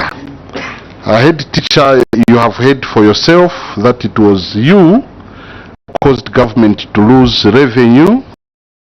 I don't want to use the other word, Mr. Chairman. So may the head teacher tell this committee, Mr. Chairman, what transpired, because the engineer is explaining.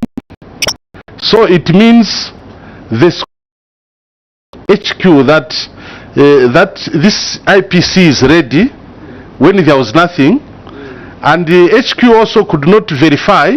They were just sending. And remember, Mr. Chairman,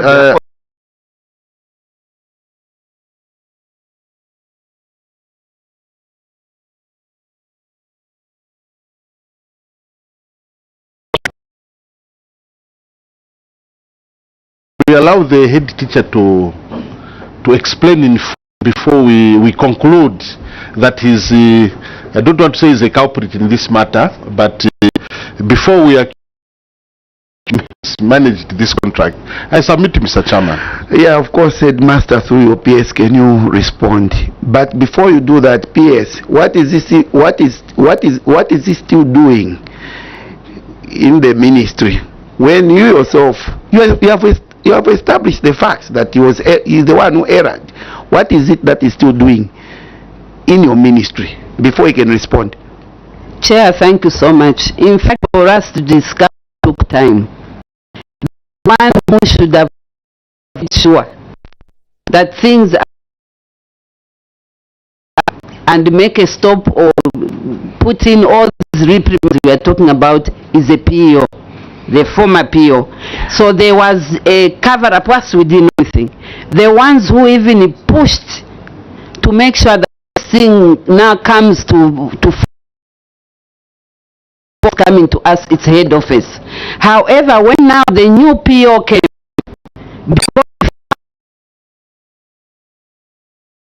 he's the one who reported to the police. Before that, there was no reporting to the police. We didn't know what was happening because the one who was at the call was a PO, and we could not know what was going on until we pushed to know why these works were not finishing. Thank you, Chair. Yes, you are not responding to our question. What is he doing? What is he still doing in your ministry? When the DEBs should initiate to make, even if there's a police issue,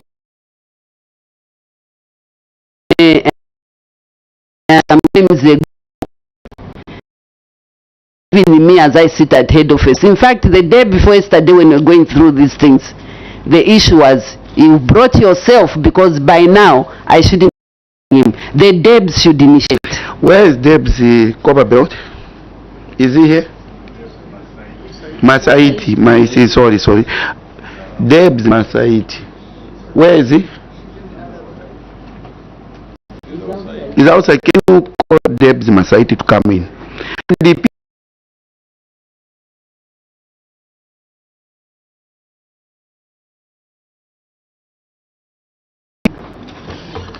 Maybe PO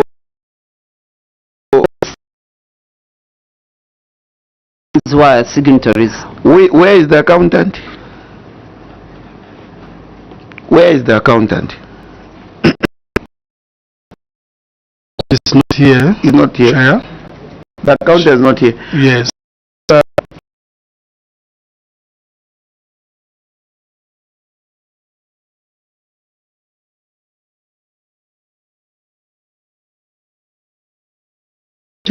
Yes, as we wait. Chair, this scenario one of the shockers that so it was made, but was it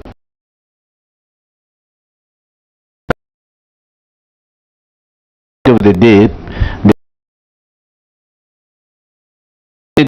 in full or it was staggered? The Thank you. Headmaster, can you take that question of through your case as the Debs had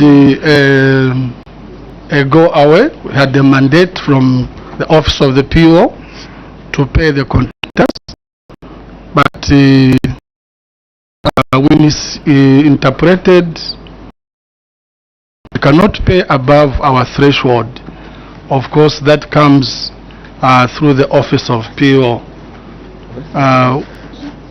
We had the mandate that we should go ahead and pay the contractors, but we misinterpreted because we didn't know that the engineer just explained. Thank you, Chair. Is it Debs Masaiti? There's an issue here. Members were belaboring as members of this one.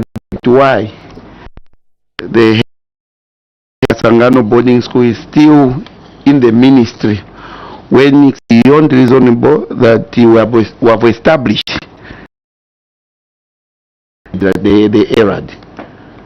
We want to find out disciplinary cause of action have you taken to that effect. We presume that you are aware about the happenings at Masangano boarding school. Respond, of course, through your PS. Thank you so much, Chair. My name is Saveta Marunga Mwansa, Debs Masaiti. Through the PS, yes, I got this immediately. I took office. Apparently, I'm also new in Masaiti. I found the case, but when I checked through the records, I did discover that actually the head was charged by the former PO. There was a charge letter, which I think is on record. The PO has it. And then I also charged the head teacher, because before we charged him, we actually went on site to see what was going on and appreciate really what the challenge was. And so when we came back, I charged the head teacher who exculpated himself. And then because the case was still under investigation,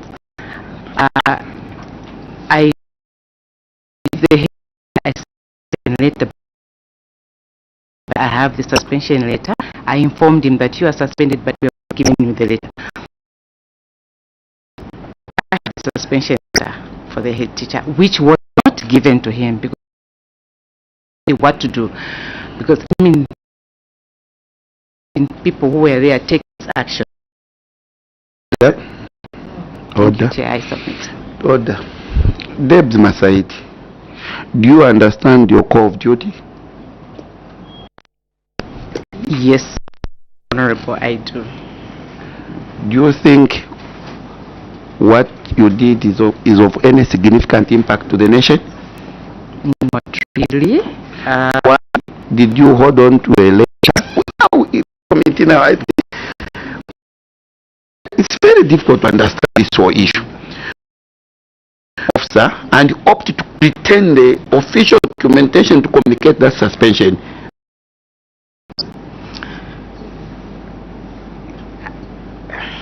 I don't know what to say. I'm sorry, but Yes. I really, it was difficult for me. What is happening here? Yes, maybe you can help this committee to understand. I think I understand her predicament. You know, is it 4 months old? 3 months old. I understand her predicament, but what she should have done, a good thing she did is immediately she saw that, she decided she's going to suspend, but then hold on.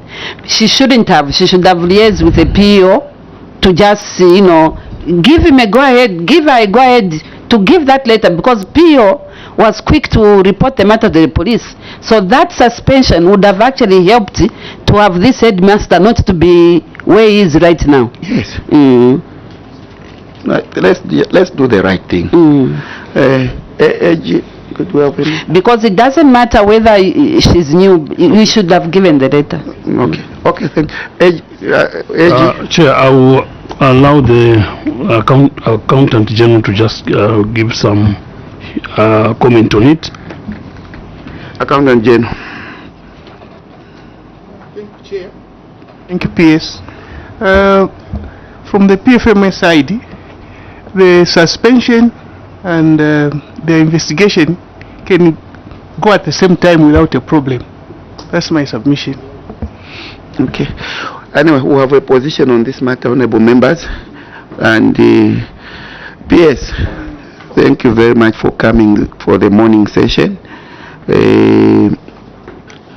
I would like to now remove the immunity that we had conferred before you and adjourn this meeting to tomorrow 9:30 hours.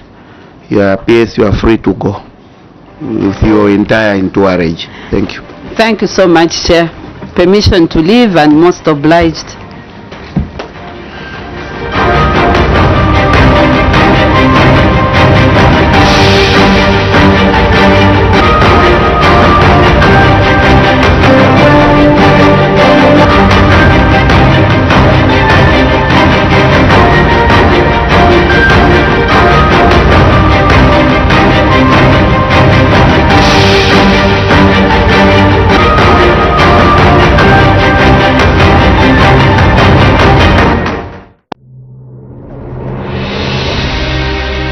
There are moments in our lives that live forever. Moments like witnessing